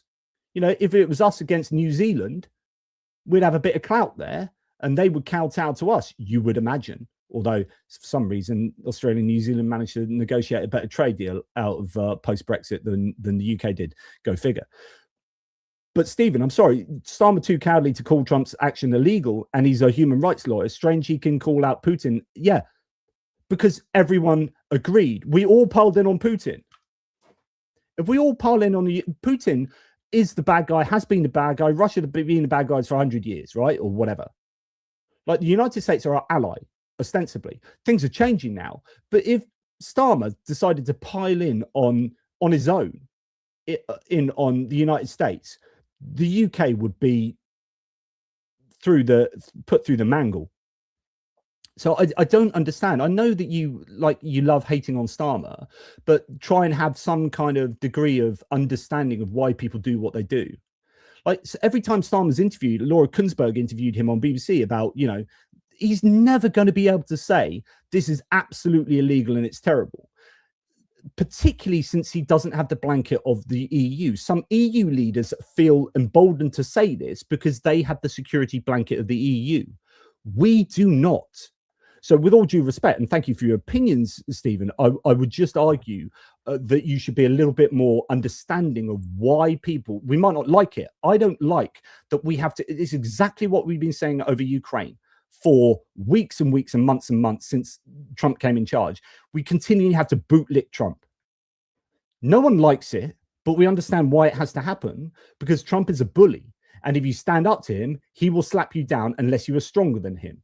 But also because he has, or the United States has, things that uniquely the United States provides for Ukraine. And so we can't stand up and say, sod you, Trump, you're being a douchebag, because he'll go around and support Russia instead. You know, we can't stand up in the United Kingdom and say, you suck, the US, because he'll go, oh, really? Those preferential tariffs that you've got compared to, say, the EU, ain't going to last. So anyway, there you go. That's my opinion. We just need to understand that this, unfortunately, is a period of might is right, where the bully prevails. And yeah, I just, you know, someone like Starmer, he's always been in tough positions. We are always going to be in tough positions because we cannot stand strong as a minnow outside of an agreed, you know, set of, you know, we do not have the security blanket, as I've said. Anyway, now onto the fourth argument. They all get smaller, so don't worry, we've done the big ones, and that's why this is, it's going to be a long video. Why the US attacked Venezuela. Number 4, global power, US hegemony, not just regionally, not just kind of in the Western hemisphere, but beyond that. Here's Matt Forney, a journalist, saying the American empire rises. No more pretense. If you have something we want, we're just going to kick your door down and take it. So I go back to Stephen, mate. Honestly, Stephen, like, this is what we're up against at the moment. You have these here political commentators, a journalist, completely emboldened by this, saying, well, I wouldn't start whinging about the US because we'll just kick down your door and take it. And there is no country on planet Earth who can stop us. Everyone on the planet is America's slave. That is a freaking, scare quotes, journalist. It's just unbelievable opinion there. But this is a sense that people are getting, that actually this does put the US at the top of the global hegemony again. And my position is, I'm wondering whether this is a kind of desperate throw of the dice of the United States, or at least the understanding that if we don't act now, it will be too late. So it's not desperate throw of the dice, but it's like we can see that China is growing. Like if you see the economic trajectory of China over the last 20, 30 years, it's been exponential, right? And then you've got India coming on the scene, economically speaking, and not just in terms of economy, but technology. So these are the big players. You've got China with the electric car industry, and I'm going to talk about that in a second because you might not think it's important. It is important. They are gaining power throughout the world, and the US has to go, right, either we accept China as top of the hegemonic ladder, or we reassert ourselves as top. And in order to do that, we're going to have to bend some rules, break some rules. We're going to effectively take over Venezuela. We're going to kick China in terms of their influence out of our hemisphere, and then we're going to flex, and we're going to flex to China. And this should say, look, China, you stay in your lane, we're staying ours. And it could be a case of like the Monroe Doctrine, whereby China, you can have your go at Asia, Russia, you can have Africa, Africa and Europe, and we'll have this tripolar world of those kind of entities, or maybe India or whatever it is. Derek Tanis here saying, given the rate of the US is sliding into idiocracy, you've got about a decade or so of literacy left. You might want to hurry. Well, actually, you know, the reality is, I think this is an almighty sort of imperial flex going on here. Now, let's rewind a little bit, because I reported a lot on how the US was giving $40 billion of support to Argentina, Javier Milei. And it was bribery, and it was bullying, and it was electoral interference, and it was, you know, it's illegal. It was illegal, in my opinion. But essentially, the US said, if you don't vote for Milei, we won't give $40 billion worth of financial aid to Argentina. And that seemed to flip the polls, and Milei got voted, or at least his senators and whatnot got voted in when they were expected not to. Now, why did the US spend $40 billion of US money on Argentina, supporting their farmers when the American farmers were suffering because China weren't buying soybeans, but they were buying them from Argentina? Like, what was going? That's insane. And the farmers were super angry. But the reason was because they didn't want Chinese influence in Argentina. It was a zero-sum game approach again. So here we've got a PBS interview with a bunch of experts. Monica de Bola says he's trying to advance two interests with regard to Argentina. So on the one hand, he's trying to prop up what he sees as a political ally, Javier Milei, the anarcho-capitalist friend of his. So Milei is very much perceived as a political ally of the administration. So there's an interest in keeping him in power and keeping him in office. He still has 2 years to go as president of Argentina. And on the other hand, and here's the key, the other driving motive here is geopolitical, because China is very much involved in Argentina. It is actually very much involved in the region as a whole. Argentina has a lot of lithium reserves. You're seeing a pattern here. It has also a lot of rare earth reserves. Seeing a pattern here. So there is an interest, the geopolitical interest on the part of the US in sort of confronting China, so to speak, in the region. So I see this move by the administration as being completely geopolitical and political in nature, not economic at all. And in fact, when you go and just do a little AI sort of synopsis of Argentina and China, in October 2025, says Google, the Trump administration authorized a financial assistance package for Argentina, and that reached the total value of $40 billion. The intervention was driven by a geostrategic imperative to counter China's expanding influence in Latin America while supporting a key ideological ally. The bailout is primarily seen as an effort to reassert US dominance in the Western Hemisphere. Again, this was an early example of the Monroe Doctrine, a policy Treasury Secretary Scott Bessent linked to, quote, an economic Monroe Doctrine. So there are several aspects to this. Replacing Chinese credit, a central goal was to replace Argentina's roughly 18 billion currency swap line with China with a US-backed alternative. So they were receiving loans from China, and with the Belt and Road Initiative as it is, the US said, we don't want that. We want our money to be influencing Argentina, not Chinese money. So effectively shifting the country's geostrategic alignment away from Beijing. Remember, they got, instead of allowing Argentina to buy Chinese jets, they secured Danish F-16s that were going to go to Ukraine and said they can't go to Ukraine, they have to go to Argentina. Do you remember me reporting on that? That is part of, when you understand what is going on here, everything the US is doing, there is a lot more sense to it than just Trump being a douchebag. Like, this is all about the dominance of the United States in their Western Hemisphere as they see it. We don't want them to buy Chinese jets. So even though it's going to screw Ukraine over, don't really care. That's part of Russia's problem. That's Russia's issue, Russia's concern. We want those F-16s to go to Argentina. Strategic resources. Washington sought to secure access to Argentina's massive lithium and rare earth reserves, which are critical for future technologies and currently a major area of Chinese investment. Infrastructure control. By providing an economic lifeline, the US aimed to block Chinese state-owned companies from securing contracts for strategic infrastructure projects in the region. All of this will apply to Venezuela, by the way, as well. Trade retaliation. In early 2025, China zeroed out imports of American soybeans in response to US tariffs, turning instead to suppliers in Argentina and Brazil. The bailout was viewed as a way to maintain influence over a country that China was using as a trade alternative, although that didn't work slightly as well. But you get the point. So again, Shanaka Anselm Pereira says China just declared war, not with missiles, but with lawyers. So this is news just out. Quote, Chinese interests in Venezuela will be protected by law.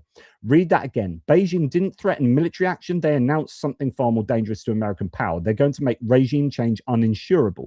Here's what 99% of analysts are missing. This isn't about $19 billion in Venezuelan loans. This is about $1.3 trillion in Belt and Road debt across 150 countries. Every dollar China has lent to Africa, Asia, Latin America, and the Pacific, all of it is secured by the same legal fiction that sovereign leaders can sign contracts that successive governments must honor. The US just kidnapped a sitting president president from his bedroom and flew into Manhattan. If that precedent stands, every Belt and Road loan is worthless paper. Every port deal, every railway, every power plant gone. China's foreign ministry didn't issue a protest. They issued a statement of existential necessity. They will pursue international arbitration. They will invoke bilateral investment treaties. They will take this to every court from The Hague to Singapore. They will make the legal cost of American regime change so catastrophic that the next president thinks twice. Not for Maduro, for the entire architecture of Chinese overseas lending. Trump told Fox, quote, there won't be a problem with Xi. Xi just answered, there will be 10,000 lawyers. Watch the next 90 days. If China successfully enforces a single contract claim against the post-Maduro government, just one, they've established that American regime change doesn't void Chinese debt. That's not a victory for Venezuela. That's a restructuring of global power. The 21st century won't be decided by aircraft carriers. It will be decided by who writes the contracts and who can enforce them after the coup. So, the idea is if the US goes in and says, right, this is our place now, we're going to get rid of the Maduro regime, and that means you don't have to pay back China, and you're now our sphere of influence, then China's going to say, hang on, that's illegal, and then they're going to challenge that in courts, and this could end up being some big legal wrangle. Jiga Shah here says, my sense is that China is using the old Rocky Mountain Institute playbook, which is kind of like how to get off oil, essentially, to destroy global oil demand with subsidized electric vehicle technology. China can help 50 plus emerging markets destroy 3 to 4 million barrels per day of oil demand by 2030. So if you're the US, and if you're the US that really isn't embracing electric vehicles and renewable energy that much, if you are Trump in the pocket of the oil and gas industry, China has a plan, arguably, and that is to flood global marketplaces with electric vehicles. And electric vehicles are now becoming approaching price parity with combustion engines, ICE vehicles, internal combustion engine vehicles. In Norway, for example, 97% of new cars just bought last year were electric vehicles. So whatever Trump says about electric vehicles and blah, blah, blah, blah, the future is electric vehicles. I watch a guy called, is it the Electric Viking? Very interesting. And, European car manufacturers have been like cooling down on electric vehicles, and now they're like, I think, ramping back up. Sales are looking pretty good. And China is flooding the markets. Now, by flooding the markets and having people buy lots of very good Chinese electric vehicles, they're not needing huge amounts of oil, and oil doesn't become as valuable as it once was. So the US has two things to look at here, which is, okay, we need to make oil cheaper maybe, and we need to, think about that. But also, we need to have access to rare earth minerals, because actually we do need to be considering buying up huge amounts of lithium and whatnot in order that we can compete with China. Because if we're having this big hegemonic battle with China, they are winning on the technological front and the renewable energies front. Now, nothing to do with environmentalism, forget that. This is to do with future-proofing and economic success going forward. And if the US give up on that, then they give that battle win to China. And that is huge, because if all the world starts then buying electric vehicles, the US is left behind.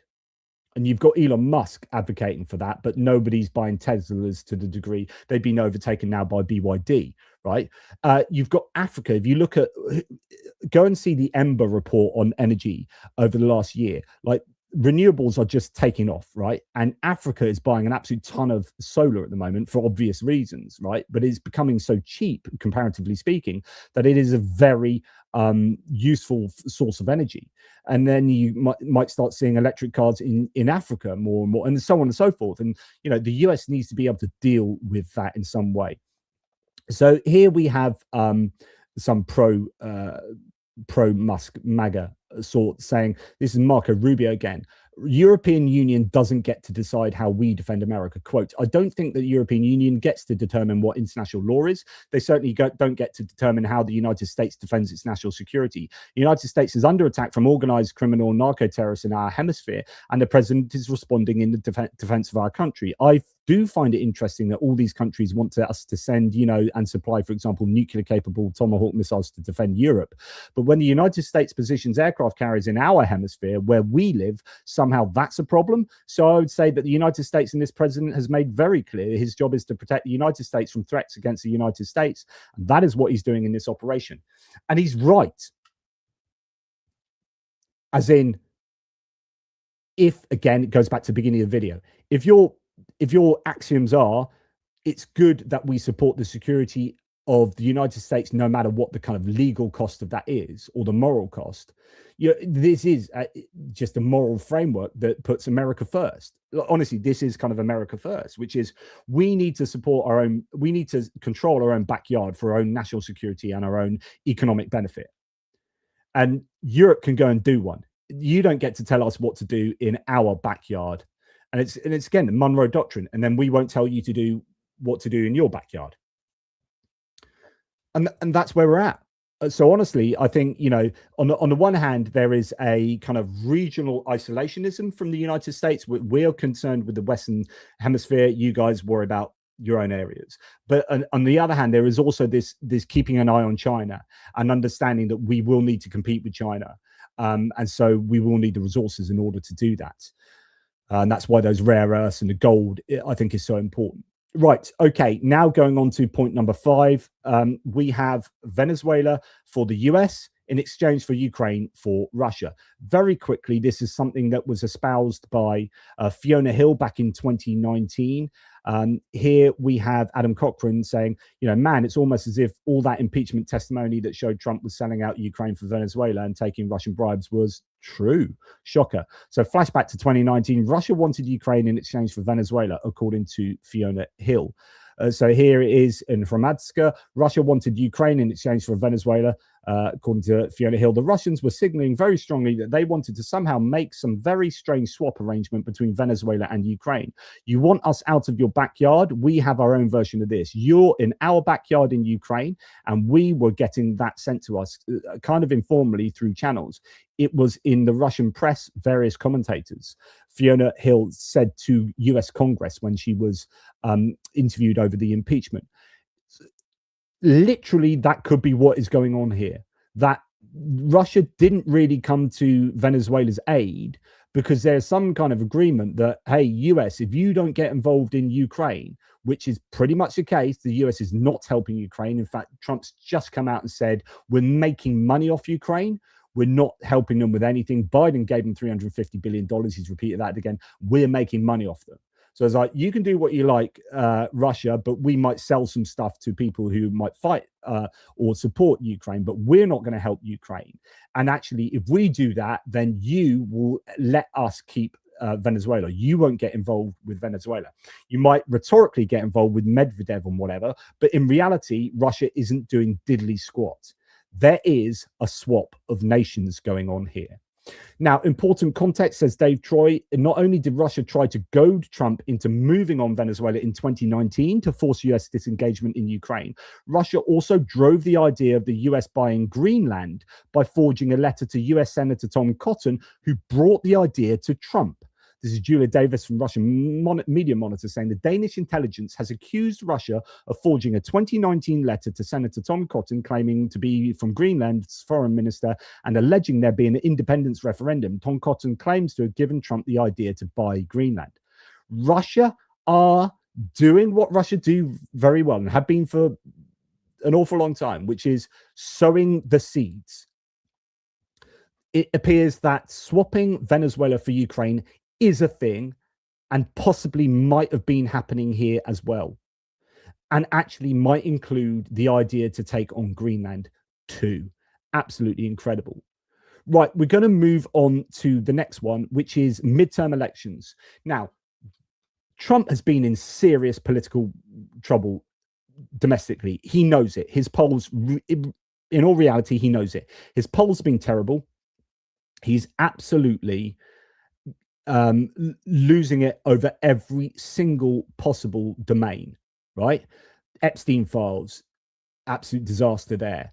The economy, immigration, all these things. And yet, this could be his golden ticket to regain the midterms, at least so he might think. One, oil. If he can flood the market or by a year's time, by 6 months' time, have more Venezuelan oil, enough to bring down the prices. The prices at the moment have dropped because global oil prices are down low. It is what, $2.98? Like literally has got to the point where he was talking about months ago where he's lying about the price of petrol, but it is that amount per gallon at the moment in the United States. It is cheap. And if it can go cheaper, then that underwrites tackling inflation. And that is one of the issues that the American public is really struggling with, that things are expensive at the moment. So what he does in Venezuela could be a key to him prevailing in the midterm elections. Not only that, if you give the criticism to Trump that he's claimed he's a peacemaker, you said you're a peacemaker and you're going into all these wars, Trump can probably come back and say, this wasn't a war. This was the most peaceful form of military operation you can imagine. Not a single American died, 150 helicopters. We took Maduro, this horrible guy, we've taken him back, job done, thank you very much. And now we've got a democratic future for Venezuela. So he could sell that to the public, that he's done an amazing job of, you might not like that we got rid of Maduro, but no one likes Maduro, right? And look, I'm going to promise democracy to Venezuela, blah, blah, blah, blah, blah. And then suddenly he can sell that to his electorate. And they think, oh, yeah, no, Trump is this strong leader. He's done a good job. He's changed. He's got rid of this horrible person in Venezuela. And, certain independents might warm to that. And honestly, he will lose the midterms on the economy, or he will win back the chance of gaining the midterm elections on the economy. So if Venezuela can help bring down energy prices and everything, all other increased prices generally are contingent upon energy. If energy goes up, the cost of everything goes up, right? So energy is a hugely inflationary or deflationary, variable there.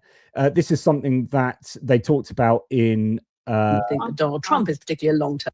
In the rest is politics US with Anthony Scaramucci and Katie Kay. Thinker. But I know a lot of the Venezuelan expat community here in the United States, and I think this is a very different situation. I think that people are going to be very careful about the implementation of a new government and a new market-based regime. But while this is going on, Katie, I think it's important to also point out affordability in the U.S. So if Trump is sitting there making a decision to do this, he wants lower oil prices. Right. Okay? Gasoline, one of my buddies texted me last night, gasoline is $3 a gallon in San Francisco. I haven't seen that number in 7 years, and that helps affordability. Okay, so you're sitting here, setting up the scene for you. Trump is also quietly, while this is going on, he's repealing many of the tariffs that he put in place. You saw delaying this tariff. That's super interesting. So if you're talking about dealing with inflation, he's reducing loads of tariffs that he put on that he's not admitting it, but he's implicitly admitting that tariffs are inflationary. So he's removing a load of the tariffs, and then he's kind of invaded Venezuela to the point that he has control over the oil industry to some degree, that he can at least partially get some more oil flowing onto the global markets to bring down oil prices. On kitchen stuff and furniture. I saw that. Pasta, Why is he doing that, Carrie? Doesn't work. But also he thinks he's going to lose the Supreme Court case. So he's trying to get ahead of it. Now, if he loses that case, which I predict that he will, okay, I don't think there's going to be a rebate, though. I could be wrong on that, but people are trading this on Wall Street now. 10, 15 cents on a dollar. You can buy somebody's tax rebate. I don't think the Supreme Court's going to rule in that direction. They're going to say he had some emergency powers. He no longer has them. It's going to cause the U.S. economy to rip. It'll be literally like taking a 10 to 15% consumption tax off the U.S. consumer. So this will be very, very bullish for the stock market. This will drive down oil prices. Hey, let me just knock on this. I don't know if there's any Democrats listening. You guys better pay attention to what the guy is doing, okay, so that you have a coordinated plan, okay, to defeat Donald Trump and the Republicans at the midterms. Because let me tell you, this is what he's doing. And this is how the guy's stoking. He hopes that they've thought this all along. I think he's, for all of you to think that Trump is stupid, I think he's ahead of you on this. And so you better be careful. That's I all. think he thinks this is going to bring. I've had Trump people and Trump's advisors saying to me right before the election, his aim is to bring down oil prices. They believe that brings down inflation. You combine that with a cut in interest rates, and that helps you heading into the midterm elections. Okay, we are going to. Yeah. Honestly, that is super important. And Scaramucci's call to the Democrats, look, if you want, it was looking good for you. But do you know what? A couple of weeks in politics is a long time.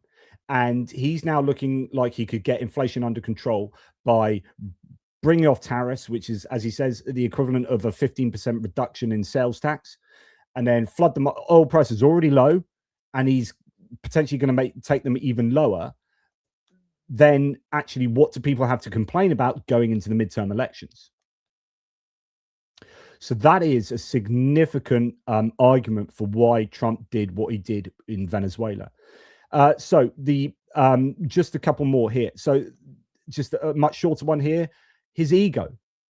Here's an argument as to why he did what he did, is his ego. He feels strong. He feels emboldened. The wind is behind his sails in terms of what happened with kind of Israel and Iran and what's happening in Iran. And he thinks he's responsible for all these peace deals around the world. He thinks he's the dog's bollocks, and he has that ego. He's a strong man. You know, listen to him here. Listen to his kind of rhetoric. But we can't take a chance after having done this. Yeah, I played you this one earlier. We can do it again too. Nobody can stop us. We have to do it again.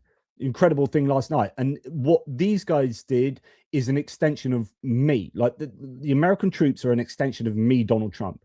And the United States is an extension of me, Donald Trump. So if I've bullied us into a position of power regionally and globally, if my armed forces have showed themselves to be super bloody effective, then that is me being super bloody effective. And I feel good. And this is great. And yeah, I have the power and I can unilaterally decide these things without Congress. There is a lot of ego going on here. There's a lot of ego. Now, it's apparently the case as well that part of the reason, and this kind of speaks to his ego, part of the reason that he finally flipped to say yes to attacking Maduro and signing off on it is the dancing that Maduro, some of it's been taking the piss out of Trump and his dancing. But there's ego involved here. So this is crazy. According to new reporting from the New York Times, Donald Trump was seeing videos of Maduro dancing amid his threats to push him, and that pushed him over the edge to remove him. The MAGA folks are saying that women are too emotional to be president, but it turns out that he himself is pretty fickle. So what pushed Trump's team over the edge when it came to Maduro was a constant dancing. And that is from the New York Times. You can see there, you can pause the video and read the excerpt there. But again, there's a fragility to his ego, but there's also the idea that all of this massages his ego.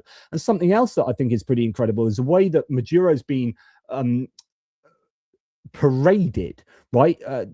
Imagery of him, you know, with the blackouts on his head and over his eyes, and you know, on the aircraft carrier, and then Maduro is being openly paraded in New York, the city which hosts the headquarters of the UN, is witnessing the funeral procession of international law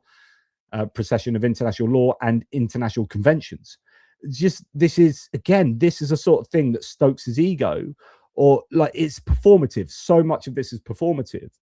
Sources close to the White House told the Washington Post that Trump lost interest in backing Venezuelan opposition leader María Corina Machado. So the woman that won the Nobel Peace Prize instead of him, he's not advocating her to be in charge. She said she's a nice lady, but she's not got enough support or this or that. He lost interest in backing her to lead the country because she accepted her Nobel Peace Prize rather than demanding it be given to Trump, which is viewed as the ultimate sin. So because he was so affronted that A, he didn't get the Nobel Peace Prize, but B, she didn't then say, actually, I dedicate this, I give this to Donald Trump, which you can't do anyway.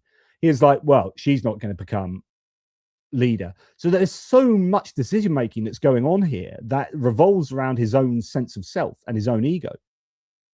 White House sources say Venezuela's opposition leader committed the ultimate sin. She accepted the Nobel Peace Prize. Quote, if she had turned it down and said, I can't accept it because it's Donald Trump's, she'd be the president of Venezuela today. One said. Absolutely incredible. Okay, now we're moving on to the penultimate reason, Epstein files distraction. Now, this isn't going to be the reason why you invade Venezuela or kidnap Maduro. But there's definitely an element to this going on, whether it's just beneficial collateral or whether it actually plays into the decision making. I don't know, but I'm pretty sure that this is timed rather coincidentally with the Epstein files. Supposedly, well, as Anonymous here says, US President Trump timed the illegal attacks on Venezuela to coincide with the statutory deadline for his administration to explain the unlawful redactions made in the Epstein files, which it had partially and illegally released past the ordered dateline.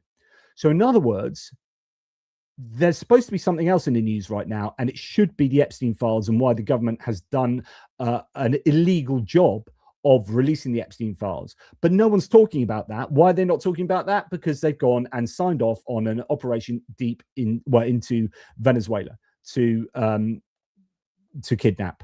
Sorry, I didn't have this on the screen. So oversight Dems say, we are sure it's just a coincidence, but today is a statutory date for the DOJ to explain its redactions in the Epstein file productions. We have not forgotten and we won't let up, regardless of the president's new unconstitutional actions. That's obviously with reference to Venezuela. And then here we have the senator from Connecticut, Chris Murphy, talking about the same situation. That he has made a decision, has come to a decision about Venezuela, suggesting that there could be military strikes on Venezuela. How big a step would that be, and how should Democrats react to that? Well, it seems pretty clear it's just an effort to distract people from the rising prices and from the Epstein scandal. No one wants a war with Venezuela. To the extent they're claiming it has something to do with the drug trade coming to the United States, the majority of drugs don't come through the Caribbean.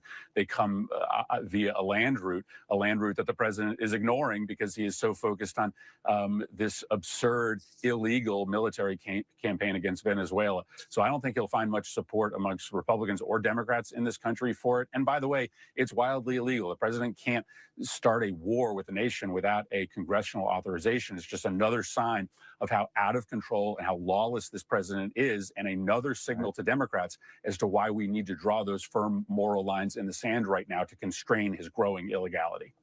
But of course, MAGA Republicans will see this as the strength of the president. He doesn't need congressional oversight. He's strong enough to do these things on his own. So as unconstitutional as that is, some might see that as a strength, that this is our guy doing what we think is strong and right. And finally, what other reason might there be that the United States did what they did with regard to Venezuela? Lobbying.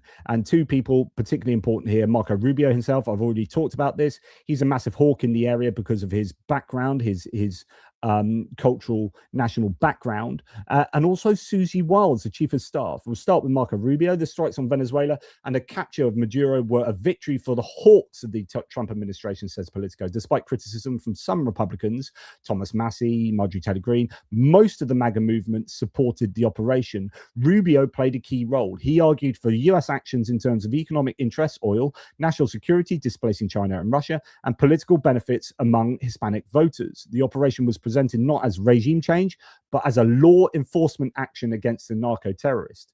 So framed in that way, he can present, Marco Rubio and Trump can present that to the electorate as a success. But this is evidently Marco Rubio holding sway politically in an area that he is very hawkish on. New York Times, actually, this was from a couple of weeks back. This is December the 12th. They had an article for Rubio, the Cuba hawk, the road to Havana runs through Venezuela. President Trump's Secretary of State and National Security Advisor has long sought to cripple or topple Cuba's government, which has close security and economic ties to Venezuela. So he's hawkish on Cuba, but his way of getting to Cuba is through Venezuela. And that certainly seems to be the case. Cuba's economy is contingent upon Venezuela. And if they can control Venezuelan oil, they can control the future of Cuba. Cuba topples, success for Rubio. That's all his dreams coming true. So there has been no doubt some serious lobbying from Marco Rubio and probably others in the Trump administration as well. Here we have Alan Cochrane saying, well, it's not just Marco Rubio. Let's look to another Venezuelan lobbyist. What the hell? Trump's chief of staff Susie Wiles was literally a Venezuelan lobbyist for a wealthy Venezuelan tycoon who wanted to oust Maduro, and who the first Trump administration said they would lift sanctions on if he helped oust Maduro in 2019. So this source says, now it gets really interesting when you realize Trump's planned, oops, I don't know where that's gone. Trump's planned chief of staff, Susie Wiles, was running Gorin's registered lobbying campaign to influence the Trump administration. So back in Trump 1.0, there was evidence of Susie Wiles lobbying for Venezuelan opposition. She represented a Venezuelan TV network, and so on and so forth. So there are people within the Trump administration who have a vested interest in Venezuela, in certain Venezuelan outcomes, should we say, and might well have had a very important influence on Trump and the Trump administration's actions. Then finally, for these reasons, what's happening in Venezuela is not war, but deal making and backstabbing as Vice President Delcy Rodriguez assumes power. Remember that she was negotiating with Trump in 2025 for this outcome. New boss, same regime. And that she's alleged to be involved in drug trafficking herself. We know it's nothing to do with drugs. We know it's nothing to do with democracy per se. It's not war when the only people killed are a few civilians and the president's bodyguards, and Russia barely acts. The Miami Herald says Rodriguez reached out in early 2025, less than a year after Maduro stole the election, with Maduro's okay. Maduro surely imagined a cushy retirement rather than arrest and extradition. The Miami Herald says Trump nixed that, but Delcy Rodriguez and her brother Jorge succeeded. They now control the presidency and National Assembly of Venezuela, icing out the democratic opposition. The October 2025 article reports allegations that Rodriguez's siblings are deeply involved in Venezuelan drug trade and quote, serve as the cartel's financial managers. A month later, the same claims were openly made by former Venezuelan general jailed for drug trafficking. I mean, again, this I think probably indicates that drugs really aren't an important reason for the Americans. Otherwise, they wouldn't be at all involved with Delcy Rodriguez. Trump isn't unaware of these claims. They were made in a letter sent to him. Quote, Alcala's letter goes further, asserting operational control by key political figures and detailing the integration of criminal, political, and electoral power under Maduro. Today, Rodriguez says Maduro should rule. The New York Times credulously reprints her speech saying Rodriguez, quote, still sees him as a nation's legitimate leader, but nothing is clear except that everyone has an agenda and everyone knows how to work the press.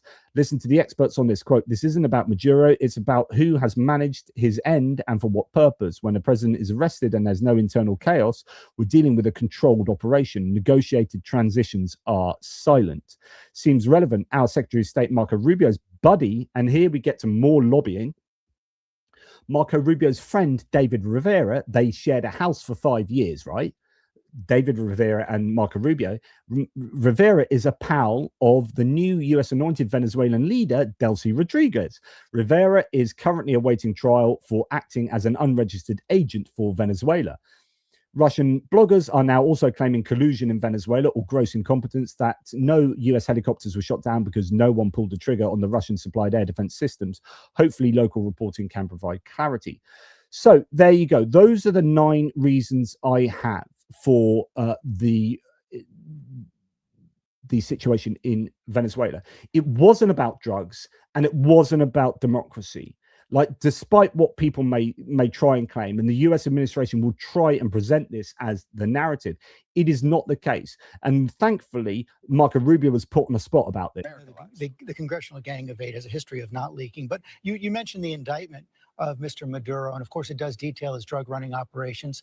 In the same jurisdiction, the former president of Honduras was actually convicted on similar charges, yet the president pardoned him. Here's what the vice chair of the Senate Intelligence Committee, Mark Warner, had to say about that. He said, you cannot credibly argue that drug trafficking charges demand invasion in one case while issuing a pardon in another. What's your response? Well, the president has the pardon authority. He's the one that reviewed the file with the folks at the White House to make these pardon decisions, and I refer questions to them on it because I'm not involved in the pardon process, so I can't comment on that. And he goes on to answer this at length, saying nothing other than, it was nothing to do with me. Yeah, but and he's pushed by Stephanopoulos. Yeah, but do you agree that the pardon was the right idea? Well, it was nothing to do with me. And that's his answer. He knows that you absolutely cannot advocate for the pardoning of the Honduran president at the same time as kidnapping the Venezuelan president over narco-terrorism. Those two things are mutually exclusive. Because I wasn't involved in that process, but the president outlined yesterday that he felt that in that particular case, there was unfairness. And that there was unfairness in the way that individual was treated. And he also pointed to the fact that the party that's now won the elections in Honduras had asked for this. And so I would point to those comments as a rationale for it. In the case of Maduro, look, it's very simple. This guy was indicted. No one ever did anything about it. He didn't think he was under threat or that the indictment was ever going to be enforced. It was enforced yesterday. Hernandez was convicted by a jury. I understand. You're asking me, the pardon authority is something that, I'm not involved in my role. I'm not criticizing it. I can't just comment on it because I just wasn't involved in those deliberations. Do you support it? I wasn't involved in those deliberations. I haven't looked at the case file. I haven't looked at the arguments made by, And it's a really pretty pathetic answer. Now, I have to call out this opinion. Buck here says it's about all three. Democracy for Venezuela. I don't know the context of your conversation, Buck, though, but it's not about democracy for Venezuelans. They might say it is, but it's not. They're not interested in democracy for Venezuelans. They're interested in all the things I've been talking about. If they're interested in democracy, then they would have mentioned democracy. So when you had the big Trump press conference the other day, when he was talking about oil and this and that and all the reasons I've given, pretty much, he didn't mention, and not one of the people interviewed mentioned democracy once. Democracy was not mentioned when they were asked why they did this. So if it's now mentioned, it's a post hoc rationalization and has absolutely nothing to do with really why they went into Venezuela. They didn't go into Venezuela because of democracy. They could go to any country in the world, many countries, in the world that have failing democratic systems or non-democratic systems and do something about it, but they don't. Right? It's always about the resources, and it's always about geopolitical strategizing. So it honestly has nothing to do with democracy whatsoever. And it has nothing to do with drug smuggling. It really doesn't. The drug smuggling route doesn't go through Venezuela to the US in any considerable way. Colombia, you would have gone into, if you were worried about drugs, you would have gone into Mexico and Colombia. Fentanyl. People are talking about fentanyl. Fentanyl has nothing to do with Venezuela. Just absolute nonsense that this has anything to do with drugs. It simply doesn't. You cannot pardon the Honduran president for 400 tons of cocaine that he said he was going to shove up the gringos' noses. You cannot pardon him for being actually involved in drug trafficking to the United States and then arrest Maduro on narco-terrorism when there's not evidence he's done anything like that. You just can't have it. So it is about oil and all the other reasons I have given for sure. So anyway, that was, and indeed here, did someone say it was about drugs? Here are Trump's drug pardons and clemencies. Trump doesn't give a shit about drugs. Juan Orlando Hernandez, ex-president of Honduras. Conspiracy to import cocaine to the US pardoned in 2025. Ross Ulbricht, just Ross Ulbricht himself is an absolute crime against humanity. Silk Road creator, so this dark web creator of drug routes, pardoned. Larry Hoover, gang leader. Garnett Gilbert Smith, Baltimore kingpin. Kentrell NBA Youngboy, a rapper involved with drugs. And then all of these other people, other drugs cases. And it's just like, no, he doesn't care about drugs. Honestly, drugs is not a reason why they went into Venezuela. One iota. Now, then you've got this idea of who's going to run Venezuela now. And this is why it's not about democracy, because they have no plan. Trump's former Venezuela envoy slams Trump's plan to run Venezuela, warning it would fail and calling any attempts to seize Venezuelan oil illegal. It's not our oil.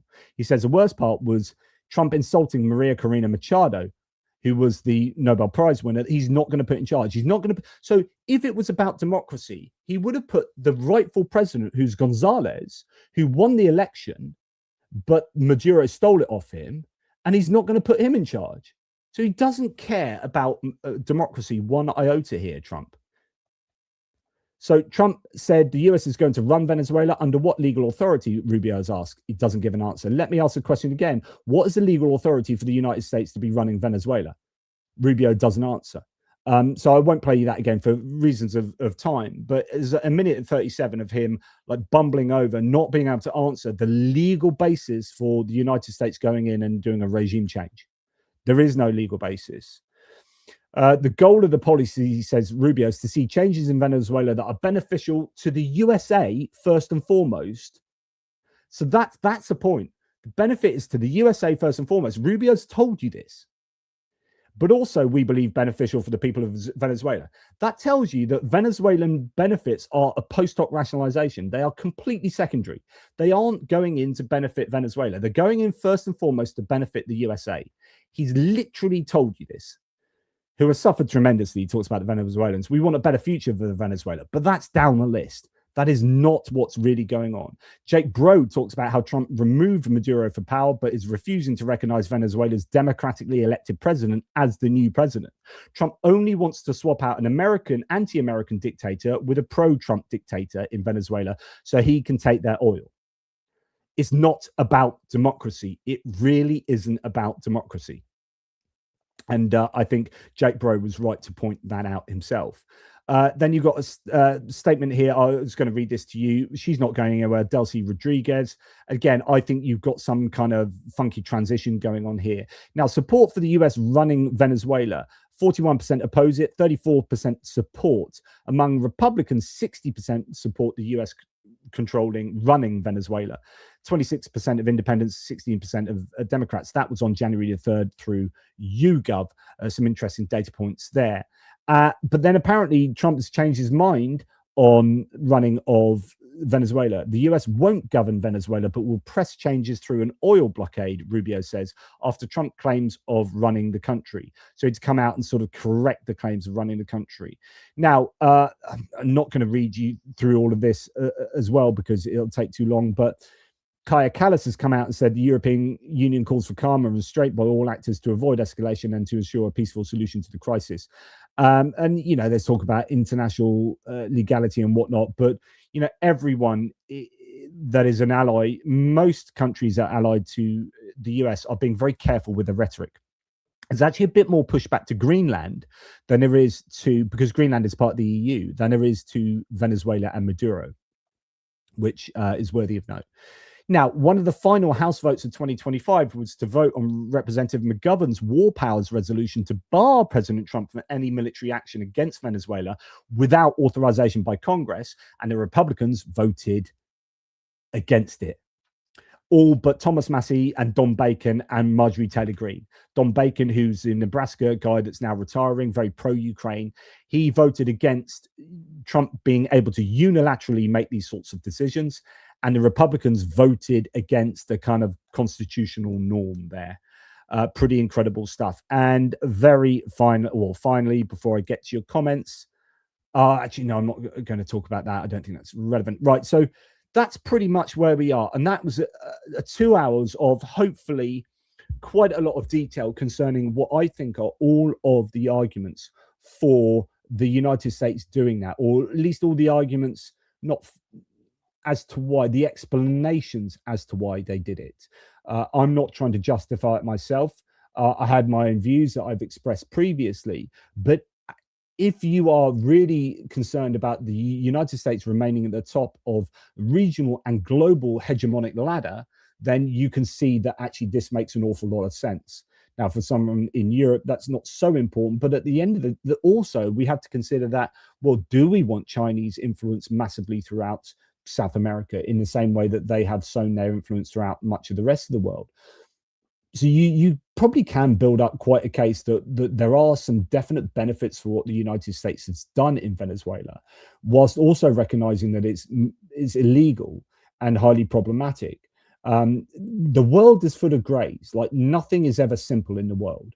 And we could be simplistic and say this is terrible and everything that is done horrible, and I'm dead against it. Or we could say I'm against it because I think it's going to open Pandora's box. But actually, America's done similar things like this before.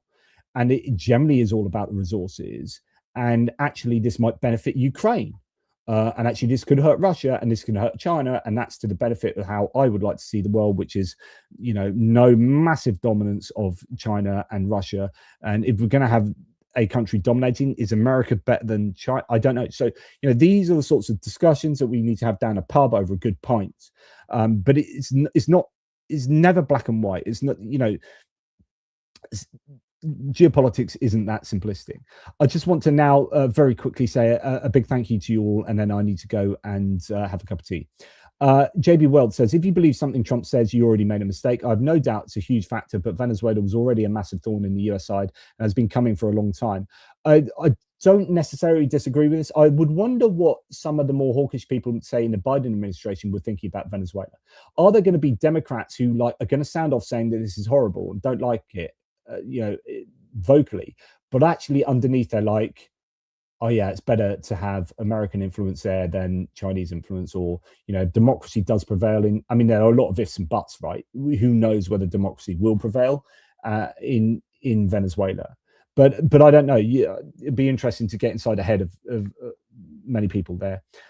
Thanks, Finnish guy, and thanks so much for your support, mate. Still the best channel ever. Who's popping? I feel we need Mr. Teal, the oil guy. We don't need Mr. Teal anyway. Thank you very much. But thanks, Who's. Zeb Carter with 5 ATP Geopolitics memberships. Thanks, Zeb. Really appreciate that. AJ Simo, please, could NATO stage exercises in Greenland?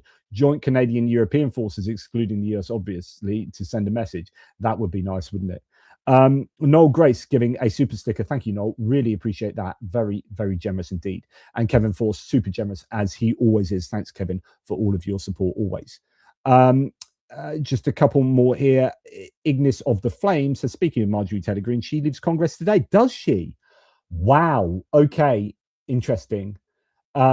She's been one of the most rational Republicans in the last few weeks on many topics, holding Trump to account in ways that the rest of her party really doesn't have the appetite for. And thank you to, I believe that's ethanol, CH3CH2OH, the ethanol fund. Thank you, F-Oink, my Hungarian friend. Really appreciate your support. Thank you to all the mods. Thank you to all you viewers. Hopefully I've given, like some people accuse me very often of TDS. What I try to do in this video is put myself in a kind of hawkish, patriotic, pro-American power set of shoes and understand what the United States has done here from a geopolitical strategic point of view and see if it makes sense. And I do declare it does. There is more sense to this than just being about making money off oil, right? There is that too. But even that can be seen extrinsically in terms of inflation and the midterms. So I just think that this is American imperialism. It is imperialism. And it's almost like they're saying, yeah, it is imperialism. We want control of the entire Western Hemisphere. What are you going to do about it? This is another era of imperialism. And I do worry it's going to open a Pandora's box. I do worry about the UK personally. We're now kind of sitting on our own in the middle of kind of everyone and kind of nowhere. I am probably going to advocate, well, I am going to advocate for us getting much closer to Europe, but that's at a time when the US and Russia and probably China will be trying to undermine European security unity going forward. It's interesting that we've seen bots and trolls on Twitter, and we've heard that the algorithm has been adapted by Elon Musk to disadvantage Ukrainians. Apparently there are reports coming out that pro-European voices are being shadow banned and de-amplified on Twitter as well. So there's a concerted effort to go against European unity from many areas of the world at the moment. And I think, it's really important that Europe does stand united, not least for Ukraine, but for the benefit of Europeans as well. And I would include the UK in that. So, anyway, that's enough from me. Thank you so much, everybody, for your wonderful support. Mitch Ashdown, we should get input from Venezuelans themselves. So that's a really valid point. And of course, there will be Venezuelans on all sides of the aisle there who will be pro what the US has done, against what the US has done. And I guess we might need to let the dust settle a little as well. Thank you very much, everybody. Take care, and I will speak to you soon. Cup of tea time.